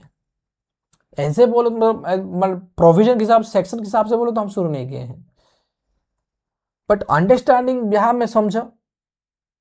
अंडरस्टैंडिंग बिहार में हम बोले तो बहुत क्रूशियल टाइम हम ऑलरेडी स्पेंड कर चुके हैं, 1 घंटा 1 घंटा, क्योंकि हम समझे कि आईटीसी कैसे फ्लो होता है, क्यों गवर्नमेंट आईटीसी लेकर आई, इनपुट क्या होता है, इनपुट सर्विसेज क्या होता है, कैपिटल गुड्स क्या होता है। अगर ये चीज़ ना समझ के डायरेक्ट हम प्रोविजन में जम कर लेते तो समझो बेस स्ट्रांग नहीं है, आप बिल्डिंग बना रहे हो तो बिल्डिंग तो गिरेगा ही, कोलैप्स करेगी बिल्डिंग। तो हम जब जीएसटी पढ़ रहे हैं ये सिर्फ हम नहीं कि एग्जाम के लिए, जब प्रैक्टिकल काम करें तब भी काम आएगी हमारी जीएसटी। जीएसटी कंसल्टेंट बनोगे या फिर जीएसटी में काम करोगे कंपनी में तो काम आएगी। तो अगर बेस क्लियर नहीं होगी ना भाई, बहुत दिक्कत आएगी, बहुत दिक्कत आएगी। जो कोई भी प्रोविजन आप पढ़ रहे हो एक बार अंडरस्टैंडिंग क्लियर करिए उसमें। मैं सिर्फ जीएसटी की बात नहीं कर रहा हूँ, अंडरस्टैंडिंग क्लियर करिए, लॉजिकल अंडरस्टैंडिंग कि ये प्रोविजन क्यों आया था एंड क्या गवर्नमेंट का परसेप्शन था एंड एक्चुअली प्रोविजन क्या बोलना चाह रहे हैं। एक्चुअली मतलब ए टू जेड प्रोविजन याद करने के लिए कोई नहीं पूछता कि आप मेरे को जैसे इनकम टैक्स मेरे को इतना याद नहीं है, जीएसटी तो याद है, मैं क्योंकि जीएसटी में रोज पढ़ता हूँ। इनकम टैक्स मेरे को याद नहीं है, मैं क्या करता हूँ कोई भी चीज़ होता है तो मैं वो इनकम टैक्स एक्ट रेफर कर लेता हूँ, रेफर करके खुद पढ़ लेता हूँ, समझ लेता हूँ। अगर कुछ डाउट होता है तो चैट तो है ही। अगर वो मतलब जो टर्मिनोलॉजी यूज हो रहा है, जो वर्डिंग यूज हो रहा है, not standing, subject to, provided that, along with, in such as में भी प्रेस्क्राइब, अगर ये चीजों का मीनिंग आपको समझ में नहीं आता है तो आप जीएसटी में माहिर बनना तो डिफिकल्ट बन जाएगी। जीएसटी की बात नहीं कर रहा हूं, कोई भी टैक्सेशन लॉ की। तो अब बेयर एक्ट रीडिंग कैसे किया जाता है वो मैं समझा रहा हूँ। टीचर वगैरह क्या करते हैं ना, डायरेक्ट आकर नोट में बता देते हैं। एग्जाम के लिए तो सही है, मैं मना नहीं कर रहा हूँ, बट एग्जाम के साथ साथ हमको फ्यूचर का भी थोड़ा तो बैलेंस मेंटेन करना होगा ना। मैं तो आपको ऐसा नहीं है कि प्योर बेयर एक्ट रीडिंग करा रहा हूँ, बेयर एक्ट की रीडिंग कर रहा हूँ एंड नॉर्मल लैंग्वेज भी रीडिंग कर रहा हूँ। जैसे ये ऐसे टेक्स्ट में जो प्रोविजन में लिखा नहीं गया है, मैंने सिंप्लीफाई करने के लिए आपको लिखा। जहां पे जरूरत है, जहां पे नेसेसिटी है कि थोड़ा सा रीडिंग करा जाए ताकि उनका माइंड डेवलप हो। ऐसा नहीं कि जैसे आप प्रोफेशनल बन गए, अभी तो मेरे से पूछ लोगे या फिर किसी भी टीचर से पूछ लोगे, आप जब प्रोफेशनल बन जाओगे, आप जब खुद के मतलब इसी लेवल पे आ जाओगे कि खुद डिसीजन लोगे, खुद इंटरप्रेट करोगे, तब क्या करना, कोई नहीं रहेगा आपके बगल में हेल्प करने के लिए। तो उस पॉइंट को दिमाग कर रख के हम अभी से तैयारी करनी होगी हमको, जो मैं आपको करा रहा हूँ। Are getting my point or not, है ना? आगे बढ़े, ठीक है, अभी शुरू करें। क्या जैसे मैंने बताया था कि गवर्नमेंट वैसे ही आपको टैक्स नहीं दे देगा। गवर्नमेंट आपका जो उसका जो हार्ड अर्न मनी है जो टैक्स पेयर से कलेक्ट करती है, तो वैसे ही आपको क्रेडिट के हिसाब से नहीं दे देगा। आप जीएसटी लेकर आए तो जो हम जीएसटी पे किए हैं उसको 180 रुपीज हमको दे दीजिए ना, दे दीजिए ना, ऐसे गवर्नमेंट नहीं देगा ना। तो गवर्नमेंट बोलता है कुछ कंडीशन सेटिस्फाई करो, कुछ मतलब बैनर है, एलिजिबिलिटी है, कुछ कंडीशन है, उसको सेटिस्फाई करो तब ले लेना, कुछ कंडीशन सेटिस्फाई करो तब ले लेना। ऐसे ही मुंह उठा के मत आ जाइए, कंडीशन सेटिस्फाई नहीं कर रहे हो, एलिजिबल नहीं होगा आईटीसी लेने के लिए, आप आ जाओगे मेरे को आईटीसी दे दीजिए, मेरे को आईटीसी दे दीजिए। Are you getting my point or not? Clear? ठीक है, कंडीशन क्या है एक बार बारीकी से पढ़ते हैं। ठीक है, क्या पढ़ेंगे? सेक्शन 16 आईटीसी चैप्टर की पहला सेक्शन है, सेक्शन 16, जो eligibility and condition of input tax credit के बारे में बात करता है। ठीक है, पहला सबसेक्शन क्या बोलता है? Section 16 subsection 1, every registered person. पहला point, registered person. Registered person का मतलब क्या है? आसान भाषा में बोलूं, रजिस्टर्ड पर्सन एक person who is already registered under the GST under section 25। 25 क्या है? जब आप रजिस्ट्रेशन लेते हो ना, जो आप रजिस्ट्रेशन सक्सेसफुल हो जाता है तो 25 के अंदर आपको सर्टिफिकेट इशू किया जाता है, जीएसटी सर्टिफिकेट। अगर आप जीएसटी में रजिस्टर्ड हो अंडर सेक्शन 25 में, देन आपको बुलाया जाएगा रजिस्टर्ड पर्सन। दैट मीन आसान भाषा में, अगर आप जीएसटी में रजिस्टर्ड हो, जीएसटी नंबर लेकर रखे हो, then you are the registered person. Every registered person, साल, साल का मतलब आपको समझ में आती है, साल। Subject to such condition and restriction as may be prescribed in to the manner, as में भी प्रेस्क्राइब, जहां पे भी एज में भी प्रेस्क्राइब लिखा जाता है, इसका मतलब क्या हो गया, रूल में प्रेस्क्राइब किया जाएगा। But in manner specified in section 49 of the 49 thereof, and the manner, ये तो कंडीशन एंड रेस्ट्रिक्शन है, कंडीशन रेस्ट्रिक्शन एज में भी प्रेस्क्राइब्ड, ठीक है। कंडीशन, क्या कंडीशन होगी, क्या रेस्ट्रिक्शन होगी, फुल मिलेगी या फिर आधा मिलेगा, क्या क्या पॉइंट आपको फुलफिल करने, क्या क्या शर्त आपको मानना पड़ेगा, बट कैसे मिलेगा, in the manner prescribed in the section 49, section 49 suggested, कैसे मिलेगा, मैनर हम प्रेस्क्राइब करेंगे, सेक्शन 49 में प्रेस्क्राइब करेंगे। आप टेंशन मत लीजिए, सेक्शन 49 हम जब पढ़ेंगे पेमेंट ऑफ टैक्सेशन वाला चैप्टर, वहां पे हम देखेंगे कि जो आईटीसी मिल रहा है ना, हम कैसे उसको यूज कर पाएंगे। अभी तो हम पढ़ रहे हैं हम आईटीसी ले पाएंगे या फिर नहीं। एक बार हम ले लिए, हम ऑलरेडी जो पे करके आए हैं 180 रुपीज हमारे एग्जाम्पल में, 180 रुपीज हमको मिलेगा या फिर नहीं, रिटर्न मिलेगा या फिर नहीं, ये वाला चैप्टर बताएगा। एक बार रिटर्न मिल गया, उसको कैसे यूज करोगे, कब यूज करोगे, कितना यूज कर पाओगे, वो पेमेंट ऑफ चैप्टर जब पढ़ेंगे उस वहां पे हम ये चीज डिटेल में पढ़ेंगे, वो चीज क्लियर, क्लियर, ठीक है। रीड विद रूल 85 टू 80 है, जो हम पेमेंट ऑफ टैक्सेशन की रूल्स है। To be entitled to take credit of input tax or charges on any supply of goods or services or both to him which are used or intended to be used in course of furtherance of business, the said amount shall be credited to the electronic credit ledger। तो sir हमको बिल्कुल समझ नहीं आया। तो section 16 subsection 1 ये बात कर रहा है, ये बोल रहे अगर आपको आईटीसी लेना है, मैं कुछ शर्तें बताऊंगा, मैं कुछ कंडीशन बताऊंगा, मैं कुछ रेस्ट्रिक्शन बताऊंगा, एंड कैसे लेना है वो भी मैं बताऊंगा, वो भी मैं बताऊंगा। किसके किसके अगेंस्ट में, जो supply of goods or services or both made to you, made to you, हमारे एग्जाम्पल में मेड टू एबीसी लिमिटेड, यहां पे देखो goods or services made to him, मेरे को अगर सप्लाई किया जा रहा है तो उसका आईटीसी लेने के लिए हकदार कौन है। अगर सामने वाला, जैसे मान लीजिए आप सप्लाई कर रहे हो मेरे को, अगर आप सप्लाई कर रहे हो मेरे को सप्लाई कर रहे हो, तो उसका मेरे को सप्लाई कर रहे हो तो मेरे को पेमेंट करनी होगी, पेमेंट करके पेमेंट जब करूंगा उसके साथ जीएसटी अमाउंट भी पे करूंगा। अगर मैं जीएसटी अमाउंट पे कर रहा हूं तो आईटीसी किसको मिलना चाहिए भाई, कटा मेरे पॉकेट से तो मिलेगा भी मेरे को ना, तो इसीलिए बोल रहा है। तो goods or services or both made to him, supply of goods or services or both made to him, इसका मतलब हमारा एग्जांपल में supply of goods to ABC limited, that mean ABC limited is eligible to take the ITC. मतलब जो purchaser है, जिसको supply किया जा रहा है, जो सप्लाई कर नहीं रहा है, सप्लाई कौन कर रहा है, हमारे एग्जांपल में XYZ हमको बेच रहा था एसी, किसको सप्लाई किया जा रहा था, एबीसी लिमिटेड को, एग्जांपल याद करिए। तो ABC limited is the eligible for the taking the ITC, clear, ठीक है। आईटीसी तो अगर मैं आसान भाषा में लिखूं तो ये तो बेयर एक्ट में सेक्शन 16 सबसेक्शन 1 में जो लिखा गया है। अगर आपको मैं बोलूं कि पहला कंडीशन है आप रजिस्टर्ड पर्सन होना चाहिए, आपको अगर आपको आईटीसी लेना चाहते हो you should be the registered person and such inverted supply are used or intended to be used in course of furtherance of the business. ये हो गया क्रक्स। क्रक्स क्या हो गया कि you should be the registered person and that goods जो आपको supply किया जा रहा है that should be used or intended to be used in course or furtherance of the business। section 16 subsection 1 clear, section 16 subsection 1 clear, ठीक है।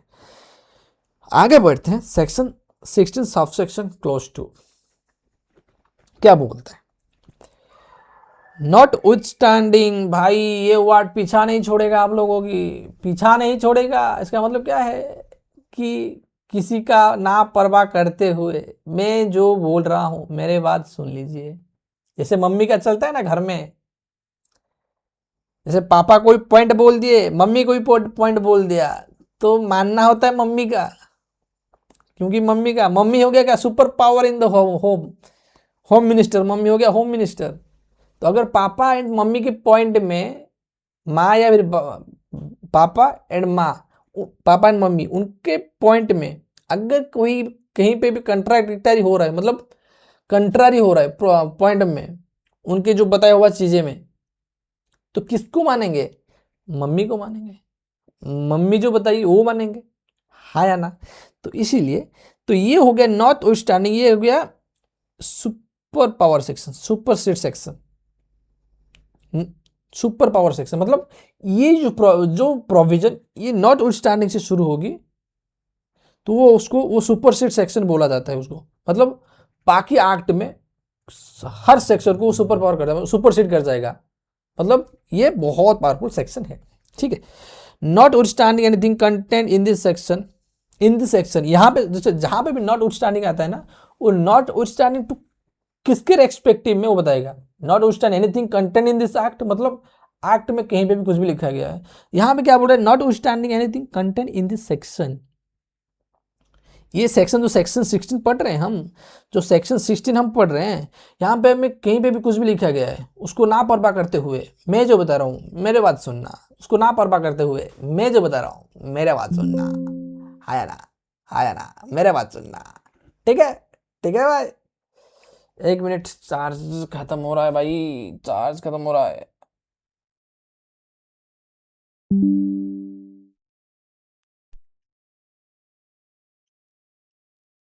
Clear? Charging पे हो गया, ठीक है। मेरे बात मानना, क्या बोल रहा है? Not standing anything content in this section, no registered person shall be entitled to the credit of input tax. क्या बोल रहे हैं भाई? बहुत बहुत क्रूशियल चीज बोल रहे हैं, ध्यान से सुनना। Not standing anything content in this section, इस सेक्शन में, सेक्शन 16 में कहीं पे भी कुछ भी लिखा गया उसको ना परवाह करते हुए, नो रजिस्टर्ड पर्सन, यहां पे बताया ना रजिस्टर्ड पर्सन से आईटी से ले सकता है, ये बोल रहा है नो रजिस्टर्ड पर्सन, कोई भी registered person shall be entitled to the credit of any input tax in respect of supply of goods or services brought to him unless, ये आसान भाषा में बोलूं तो ये बता रहा है चाहे कुछ भी लिखा गया है, अगर कोई भी registered person will not be eligible to take the input tax credit of the supply of goods or services made to him, हमारे एग्जाम्पल में एबीसी लिमिटेड, ये बोल रहा है कि एबीसी लिमिटेड कोई भी आईटीसी नहीं ले सकता, ऑनलेस, ऑनलेस, अनलेस मतलब कुछ कंडीशन आएगी। अगर ये चीजें हैं तो ले सकता है, अगर ये चीजें नहीं है तो नहीं ले सकता। नो रजिस्टर्ड पर्सन, नो, ये ऑनलेस, नेगेटिव नेगेटिव पॉजिटिव हो जाता है ना, नेगेटिव नेगेटिव पॉजिटिव होता है, ये नेगेटिव और ये पॉजिटिव तो नेगेटिव रह जाएगा, तो मतलब ये हो गया नो, सॉरी पैराग्राफ शुरू हुआ ना नो से, है ना, ऑनलेस मतलब ये अगर ये चीजें हैं आपके पास आप आईटी से ले सकते हो, अगर ये चीजें आपके पास है तो आप आईटी से ले सकते हो। ठीक है, क्या बोल रहे हैं? He is in the possession of the tax invoice or debit note issued by the supplier registered under this act or such other tax paying document as may be prescribed. तो गवर्नमेंट का पहले से पढ़ने से पहले मैं कुछ बातें बताना चाहूंगा ऐसे ही भर वाली। गवर्नमेंट का पॉइंट एकदम क्लियर है। गवर्नमेंट बोलता है अगर आपको आईटी से लेना है, अगर आप चाहते हो कि जो आप पे करके आए हो ऑलरेडी, जो पीछे पे करके आए हो उसका आईटी से आपको मिल जाए, तो आपको कुछ चीजें करनी होगी। जो परचेज करते समय जो आप जीएसटी पे किए सप्लायर को, हमारे एग्जांपल में XYZ लिमिटेड को जीएसटी पे किए, तो आप पे किस बेसिस पे किए? जैसे मैं आपको मान लीजिए आप मेरे से क्लास लिए, तो मैं आपको बोल रहा हूँ मेरे को 5,000 रुपया दीजिए, तो आपको मेरे को बोलूंगा सर इनवॉइस दे दीजिए। जैसे कहीं भी वो रेस्टोरेंट में जाते हो खाने के लिए, खाने के बाद आप बिल मंगाते हो ना कि बिल दीजिए, उसके अगेंस्ट में पेमेंट करेंगे। तो गवर्नमेंट भी एग्जैक्टली सेम बात बोल रहा है। अगर आप चाहते हो कि हम आपको आईटीसी दें, 180 रुपीज आप जो पे करके आए हो उसके ऊपर आईटीसी लेना चाहते हो, तो आपको क्या करनी होगी? तो आपको जो इनवॉइस एगेंस्ट में आप जो पेमेंट किए हो 180 रुपीज, उसको सही सलामत रखिए। That invoice should be with you only, आपके पोजीशन में वो इनवॉइस होना चाहिए, तभी जाके आप, अगर ये नहीं है, अगर आपके पास इनवॉइस नहीं है तो आईटीसी नहीं ले सकते हो। गवर्नमेंट ने बोला ना हम 180 रुपीज हमारा जेब से निकाल के दे रहे हैं भाई।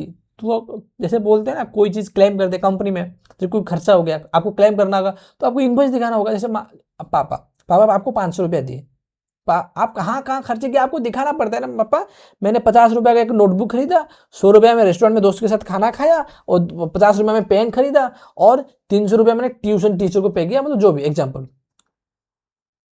या फिर एक किताब खरीद लिया। आपको दिखाना होता है ना, गवर्नमेंट यही बोल रहा है हम आपको 180 रुपया 180 rupees will pay, no issue, but हमको प्रूफ दिखाइए। प्रूफ क्या है? इनवॉइसेस। आपके पास इनवॉइसेस होना चाहिए। फिर क्वेश्चन आता है इनवॉइस कितना तरह का होता है, इनवॉइसेस कितना तरह का होता है।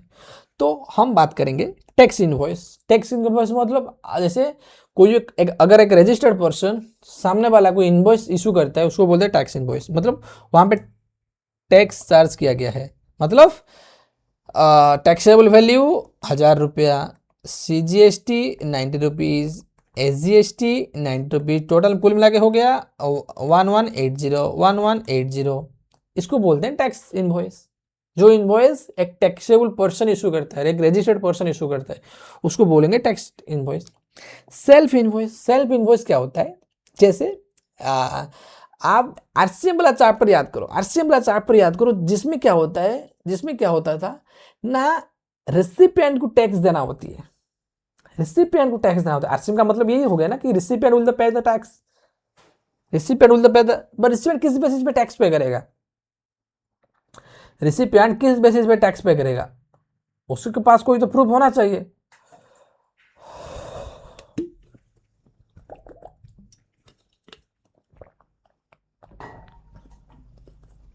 उसके पास तो कोई प्रूफ होना चाहिए। इसके अगेंस्ट वो सॉरी जीएसटी पे करेगा under the RCM, under the RCM GST पे करेगा। मतलब taxable person will issue the GST.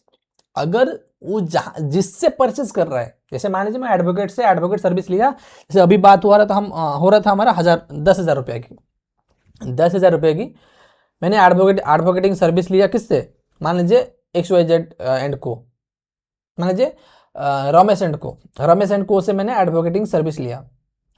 वो भाई रजिस्टर्ड ही नहीं है, वो भाई रजिस्टर्ड ही नहीं है, रजिस्टर्ड नहीं तो इन्वेस्टिगेशन नहीं कर पाएगा।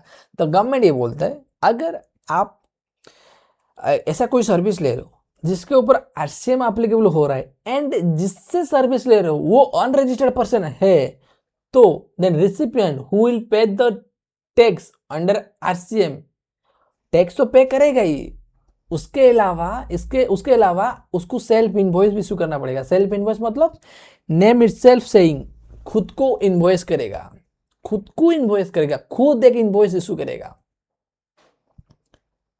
खुद एक इनवॉइस इशू करेगा। सारे लिखेगा सप्लायर ये है, रिसिपिएंट में हूं, रिसिपिएंट में हूं, मैं आरसीएम के बेसिस में टैक्स दे रहा हूं, क्योंकि supplier is the unregistered.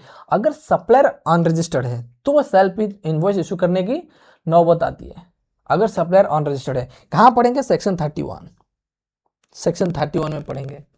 Section 31 में जब हम सेक्शन 31 पढ़ेंगे तब हम पढ़ेंगे कि अगर supplier is the registered unregistered and recipient is the registered and recipient is liable to pay GST under RCM, then recipient is must create a self invoice within 30 days। Limit भी है, within 30 days आपको invoice issue करना पड़ता है, उसको बोलते हैं self invoice. Clear? Tax invoice क्या होता है? जो रजिस्टर्ड पर्सन इशू करता है।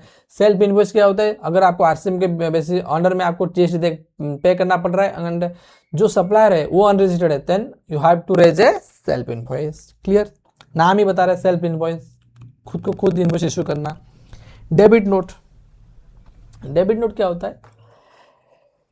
डेबिट नोट जैसे मान लीजिए, आपको एग्जांपल देता हूँ, यहाँ पे एग्जांपल दे रहा हूँ आपको। जैसे मान लीजिए मैं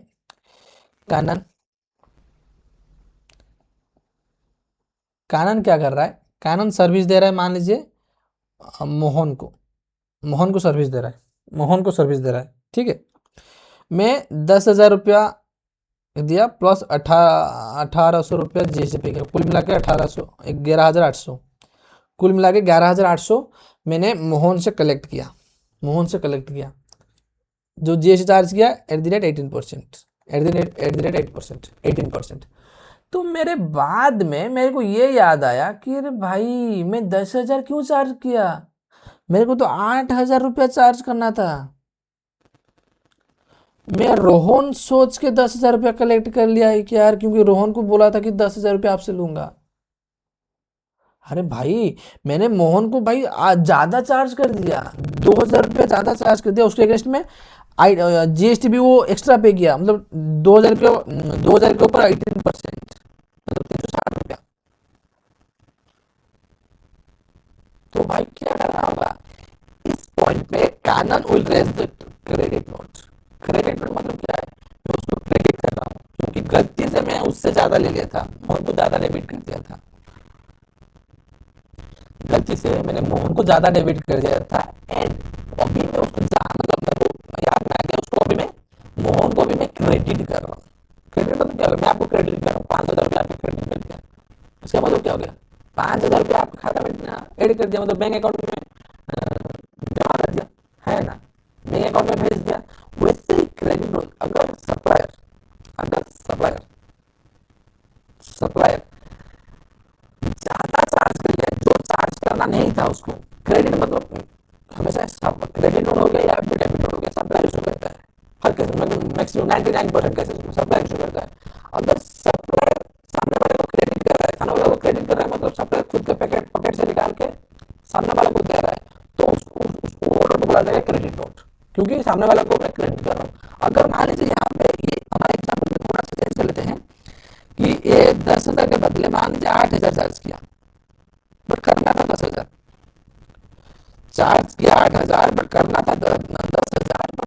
गवर्नमेंट तो बोलेगा भाई, जो सॉरी कानून तो बोलेगा, मैं तो बोलूंगा भाई मेरे को 10,000 चार्ज करना था, तेरे को कम डेबिट किया हूँ भाई, 10,000 रुपये तेरे को डेबिट करना था, तेरे अकाउंट से लेना था, तो कितना लिया, 8,000 सिर्फ लिया। ये जो 2,000 है, 2,000 का मैं डेबिट नोट इशू कर देता हूँ, 2,000 का डेबिट नोट इशू कर देता हूँ। 2,000 का डेबिट नोट इशू किया, 2,000 रुपए के जो डेबिट नोट इशू किया, ये इसका डॉक्यूमेंट बन जाएगी ऐसे प्रूफ कि मैं 2,000 का पे किया हूँ भाई, किसके अगेंस्ट में, यहाँ पे इनवॉइस नहीं है, यहाँ पे डेबिट नोट है। तो गवर्नमेंट बोल रहा है आपका डेबिट नोट है, उसको भी आप दिखा के आप आईटीसी ले सकते हो, उसको आप दिखा के आईटीसी ले सकते हो। तो क्या करें, डेबिट नोट क्या होता है, क्रेडिट नोट क्या होता है, समझ में आ गया। एक और बार बता देता हूँ, अगर सप्लायर सामने वाला को क्रेडिट कर रहा है, क्रेडिट कब करेगा, जब जब ज्यादा उससे ले ले, उससे ज्यादा ले ले, जो लेना नहीं चाहिए था, तो उसको क्रेडिट करेगा, तो क्रेडिट नोट इशू करेगा। डेबिट नोट कब इशू करेगा, अगर सप्लायर सप्लायर ये अमाउंट भी हो सकता है, जीएसटी पोर्शन भी हो सकता है, मान लीजिए 18% चार्ज कर दिया बट 12% करना था, तो उसको क्रेडिट नोट इशू करेगा, क्योंकि 18% के हिसाब से 1,800 रुपया जीएसटी अमाउंट कलेक्ट कर लिया, बट 1,800 कलेक्ट नहीं करना था, एक्चुअली मेरे को मान लीजिए 1,400 रुपया कलेक्ट करना था, तो मेरे को मोहन को क्रेडिट करना पड़ेगा ना 400 रुपये एक्स्ट्रा, तो मैं एक्स्ट्रा ले लिया हूँ उनसे, मोहन से मैं 400 रुपये एक्स्ट्रा कलेक्ट कर लिया हूँ, तो मोहन को तो मैं क्रेडिट करना पड़ेगा, इसलिए मैं क्रेडिट नोट इशू किया जाए मैं करूंगा। इसलिए हम टैक्स वैल्यू की बात नहीं कर रहे हैं, किसी भी तहत अगर सामने वाला को सप्लायर क्रेडिट कर रहा है, ज्यादा ले लिया है बाय एक्सीडिंग टैक्सेबल अमाउंट या फिर by exceeding the GST rate, अगर सामने वाले को क्रेडिट कर रहा है देन क्रेडिट नोट इशू करेगा। अगर सामने वाला से और लेगा, कम लिया है और लेगा, मतलब और लेगा मतलब क्या, और डेबिट करेगा और उसके बैंक अकाउंट को डेबिट करेगा, तो उसको उस केस में डेबिट नोट इशू करेगा, उसके उस केस में क्या करेगा, डेबिट नोट इशू करेगा, ठीक है। ये हो गया टैक्स इनवॉइस, ये हो गया सेल्फ इनवॉइस पढ़ लिया, डेबिट नोट पढ़ लिया, बिल ऑफ एंट्री, जब हम इंपोर्ट करते हैं कोई भी चीज हम इंपोर्ट करते हैं, तो इंपोर्ट के समय हम बिल ऑफ एंट्री हमको दिखाना रहता है, जब बिल ऑफ एंट्री आप कोर्ट में अथॉरिटी को दिखाओगे तो वो आपको माल अंदर लाने के लिए आपको अलाउ करेगा। एंड जो बिल ऑफ इम्पोर्ट में आपका जो आईजीएसटी वगैरह चार्ज किए होंगे, वहाँ पे सारा कुछ मेंशन होता है। अगर वहाँ पे जो से हम इनपुट टैक्स का क्रेडिट सॉरी इनपुट टैक्स का मीनिंग हम समझे, यहाँ पे समझे ना, इनपुट टैक्स का मतलब,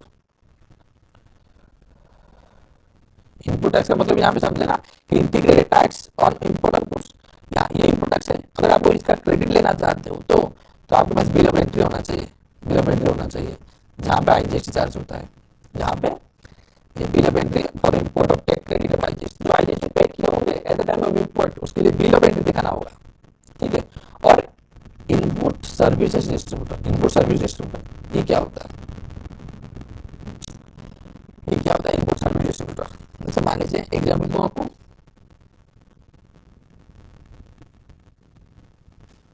एक मिनट,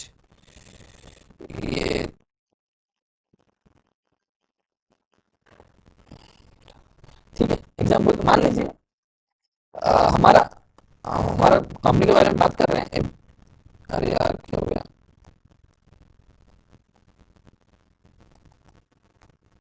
क्या हुआ इसको आज। मान लीजिए हमारा कंपनी का नाम क्या था, हमारा कंपनी का नाम क्या था, XYZ लिमिटेड। मान लीजिए मैं दिल्ली में हूँ, दिल्ली में मेरा हेड ऑफिस है, हेड ऑफिस है, बट मेरा दो तीन जगह ब्रांचेस है। एग्जाम्पल ध्यान से सुनना, इनपुट सर्विस डिस्ट्रीब्यूटर समझने के लिए एग्जाम्पल ध्यान से सुनना।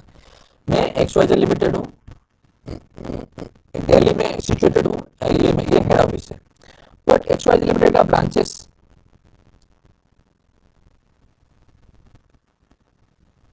भुवनेश्वर में है, भुवनेश्वर में है, कोलकाता में है, हैदराबाद में है, एंड मुंबई में है, मुंबई में है, बॉम्बे में। ठीक है, मतलब XYZ लिमिटेड हो गया, XYZ लिमिटेड हो गया, कौन हो गया, XYZ लिमिटेड कौन हो गया, XYZ लिमिटेड हो गया हेड ऑफिस, हेड ऑफिस। ये इनका ब्रांचेस हो गया, भुवनेश्वर में एक ब्रांच है, कोलकाता में एक ब्रांच है, हैदराबाद में एक ब्रांच है, एंड मुंबई में एक ब्रांच है। ठीक है, तो ऐसा कोई सर्विसेज, जैसे मान लीजिए कोई सॉफ्टवेयर की सर्विसेज, जैसे XYZ लिमिटेड क्या किया, एक सॉफ्टवेयर की सर्विस दिया, सॉफ्टवेयर इंस्टॉलेशन कराया उनकी कंपनी में, ERP इंस्टॉलेशन कराया, इसके अगेंस्ट में वो 1 करोड़ पे किया, 1 करोड़ पे किया, प्लस GST 18 लाख दिया, मतलब कुल मिला के 1 करोड़ 18 लाख, 118 लाख वो GST पे किया। ठीक है, 118 लाख वो GST पे किया। तो हेड ऑफिस ये बोला भाई मैं तो हो गया हेड ऑफिस, सॉफ्टवेयर तो मैं ले लिया, सॉफ्टवेयर तो मैं परचेस कर लिया, मैं मानता हूँ, बट वो सॉफ्टवेयर तो मैं यूज नहीं करता ना भाई,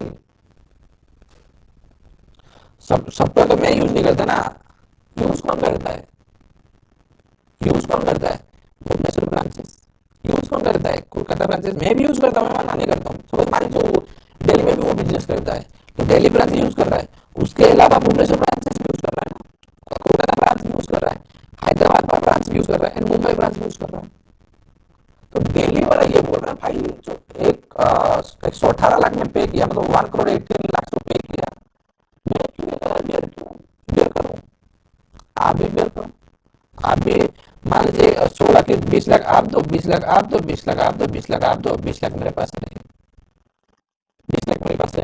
यहाँ पे ऐसे भी हो सकता है आप 25 लाख दो, आप 25 लाख दो, आप 25 लाख दो, आप 25 लाख दो, सबसे सेम प्रोपोर्शन में कलेक्ट कर, किसी भी प्रोपोर्शन में कलेक्ट कर सकते हैं। बट बात यहाँ पे है जो 18 लाख वो GST पे किया ना, 18 लाख वो GST पे किया, अगर हेड ऑफिस ये XYZ लिमिटेड जो है दिल्ली में है हेड ऑफिस उसका, अगर वो चाहता है जो 18 लाख वो GST पे किया उसको डिस्ट्रीब्यूट करे बिटवीन द ब्रांचेस, जो ब्रांचेस अलग अलग स्टेट में ब्रांच हो गया उनमें बांटे, तो उनको क्या करना पड़ेगा, अलग से रजिस्ट्रेशन करना पड़ेगा, एंड एंड उस रजिस्ट्रेशन नंबर यूज करके एक ISD इनवॉइस इशू करना पड़ेगा, ISD इनवॉइस इशू करना पड़ेगा क्रेडिट डिस्ट्रीब्यूट करने के लिए, जिसको बोलते हैं input services distributor, input services distributor. यहाँ पे एक चीज नोटिस करना, नाम में क्या है, नाम एक बार पढ़ना भाई, नाम एक बार पढ़ना, नाम में क्या लिखा, नाम में input services distributor, input services distributor. अगर मतलब इसका मतलब क्या हो गया, अगर आप इनपुट सर्विसेज यार ये चीज में मार्क करना, इनपुट सर्विसेज, अगर आप इनपुट सर्विसेज आप डिस्ट्रीब्यूट कर सकते हो, गुड्स का भी डिस्ट्रीब्यूट नहीं कर सकते हो। तो ये ISD का प्रोविजन है, इनपुट सर्विस डिस्ट्रीब्यूट का प्रोविजन है, that's applicable only to services, only to services. क्योंकि आपको ना इनपुट सर्विस ये तो बारीक की चीज है, ये बारीक की चीज है, आपको देखना पड़ेगा, नाम है ना बारीक, पढ़ाएंगे भी बारीक से। ये जो चीजें हैं ये चीजें आपको नोटिस करनी पड़ेगी, ये चीजें आपको ध्यान में रखना पड़ेगा। Are you getting my point or not, समझ में आ रही है मैं क्या बोल रहा हूँ। ये सिर्फ सर्विस ही स्टोर कर सकता है, मतलब जो भी हेड ऑफिस आता है कि अपने ब्रांचेस के बीच में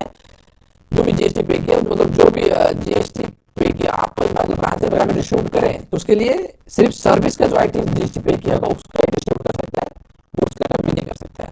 एंड उसको डिस्ट्रीब्यूट करने के लिए एजेंट आईएनजी अलग से रजिस्ट्रेशन करना पड़ेगा। या मान लीजिए एक्सवाईजेड लिमिटेड ऑलरेडी रजिस्टर्ड है, क्या डिस्ट्रीब्यूट करने के लिए अलग से रजिस्टर करना पड़ेगा, अलग से रजिस्ट्रेशन करना पड़ेगा? यस, जी हाँ, अलग से रजिस्टर करना पड़ेगा, अलग से रजिस्ट्रेशन करना पड़ेगा।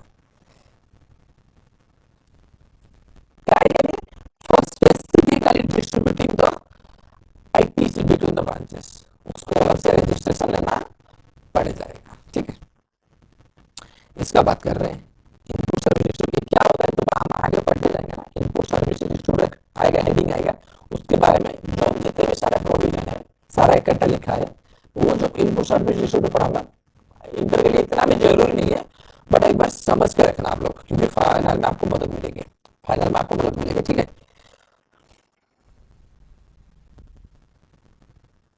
ये बोल रहा है ये चीज क्या क्या चीज है आपको पहले। गवर्नमेंट ने क्या बोला कि आप सेक्शन 16 सबसेक्शन 1 में क्या बोला, सबसेक्शन 1 में अगर आपको आईटीसी लेना है कि सब कंडीशन रेस्ट्रिक्शन एज में भी प्रेस्क्राइब, सेक्शन 16 सबसेक्शन 2 क्या बोल रहा है, आपको आईटीसी नहीं मिलेगा अनलेस, आपको आईटीसी नहीं मिलेगा, no ITC will be allowed to the registered person unless you have the tax invoices. Tax invoice में क्या क्या होता है, टैक्स इनवॉइस हो गया, सेल्फ इनवॉइस हो गया, बिल ऑफ सप्लाई हो गया, आईएसडी इनवॉइस हो गया, बिल ऑफ एंट्री हो गया इन केस ऑफ इंपोर्ट, उसको मानेंगे हम आपके पास लीगल डॉक्यूमेंट है, इनवॉइसेस है फॉर क्लेमिंग आईटीसी। अगर आपके पास ये डॉक्यूमेंट है नहीं तो आपको आईटीसी नहीं मिलेगा, तो आपको आईटीसी नहीं मिलेगा। Getting my point or not? तो इनवॉइस क्या होता है, इनवॉइस में क्या क्या डिटेल्स होना चाहिए, क्या सॉरी क्या क्या डिटेल्स होना चाहिए, टैक्स अमाउंट कितना कलेक्ट किया, ऑब्वियसली जैसे आप कोई इनवॉइस देखे होंगे, हम क्या होता है टैक्स वैल्यू इतना होता है, सीजीएसटी 9% इतना अमाउंट, एसजीएसटी 9% इतना अमाउंट, ऐसा लिखा होता है ना। वही बोल रहा है कि details of the tax charge 9%, उसके रेस्पेक्ट में कितना अमाउंट हो रहा है, and description of the goods, क्या गुड्स आप बेच रहे हो, जैसे HSC harmonised system of the normal HSN code and SSC code, service accounting code जो मैं बताया था 6 डिजिट का होता है, वो एसएसएन कोड मेंशन करना होगा, and description of the goods भी बनानी होगी, डिस्क्रिप्शन ऑफ गुड्स।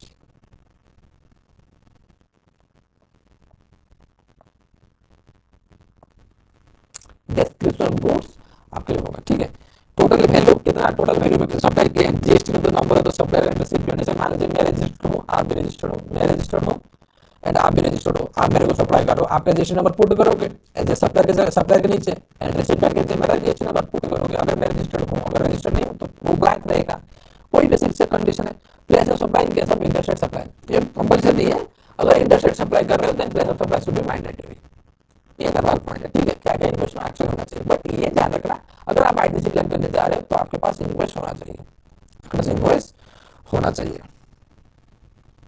यहीं से रखें या फिर आगे बढ़े, मैं सोच रहा हूँ यहीं पर रखते हैं। आप इतना समझ एक बार रिविजन करके एक बार घर में पढ़ाई करके आ जाइए, जो भी 1.5 घंटा का लेक्चर आज का हो गया इतना एक बार घर पे आप पढ़ लीजिए, एंड अगर कहीं पे भी कुछ भी डाउट आ रही होगी फिर भी मेरे को एक बार मैसेज कर लेना, मेरा नंबर मेरा ग्रुप में है, डिस्क्रिप्शन में व्हाट्सएप ग्रुप की लिंक है, वहाँ पे एडमिन के नंबर मेरा नंबर आ जाएगी, मेरा नंबर वहाँ पे आपको मिल जाएगा, वहाँ पे आपको मेरे को क्या करना होगा, एक मैसेज करना होगा, वो मैसेज का रिप्लाई मैं आपको दे दूंगा। ठीक है, वो मैसेज के रिप्लाई आपको मैं दे दूंगा, इसके लिए कोई चिंता की बात है नहीं, कोई चिंता की बात है नहीं, मेरे को मैसेज कर लेना, कोई भी डाउट कभी भी कल करना है, कभी भी कोई डाउट पूछना है, या फिर पर्सनल है या फिर मतलब गाइडेंस चाहिए कि डिमोटिवेट फील कर रहे हो या फिर इस प्रोविजन में आप अटक गए हो, चाहते हो कि मेरा हेल्प चाहिए, तो मेरे को बिना किसी चीज़ की चाहे मेरे को कॉल कर देना या फिर व्हाट्सएप में टेक्स्ट कर देना, क्योंकि कल रिसीव रेस्पॉन्स नहीं कर पाए तो क्योंकि भी मीटिंग में होगा, ऑफिस में काम कर रहा होगा, तो एक बार टेक्स्ट कर लेना व्हाट्सएप में, मैं आपको रिप्लाई बैक तुरंत कर दूंगा जब भी फ्री होगा, with in the 25 to 3 hours you will get the reply, you will get the reply. I hope ये जो आज का लेक्चर है आपको बहुत पसंद आया होगा, एंड अगर ये लेक्चर आपको सच में लग रहा है कि आपको बेनिफिटेड है आपके लिए, आप पे तक सीमित मत रखिए, आप क्या करिए, आपके दोस्तों के साथ शेयर करिए, उनको भी बेनिफिट पहुंचाइए, उनको भी मिले कि फ्री में इतना अच्छा कंटेंट भी मिल सकता है। आगे बहुत सा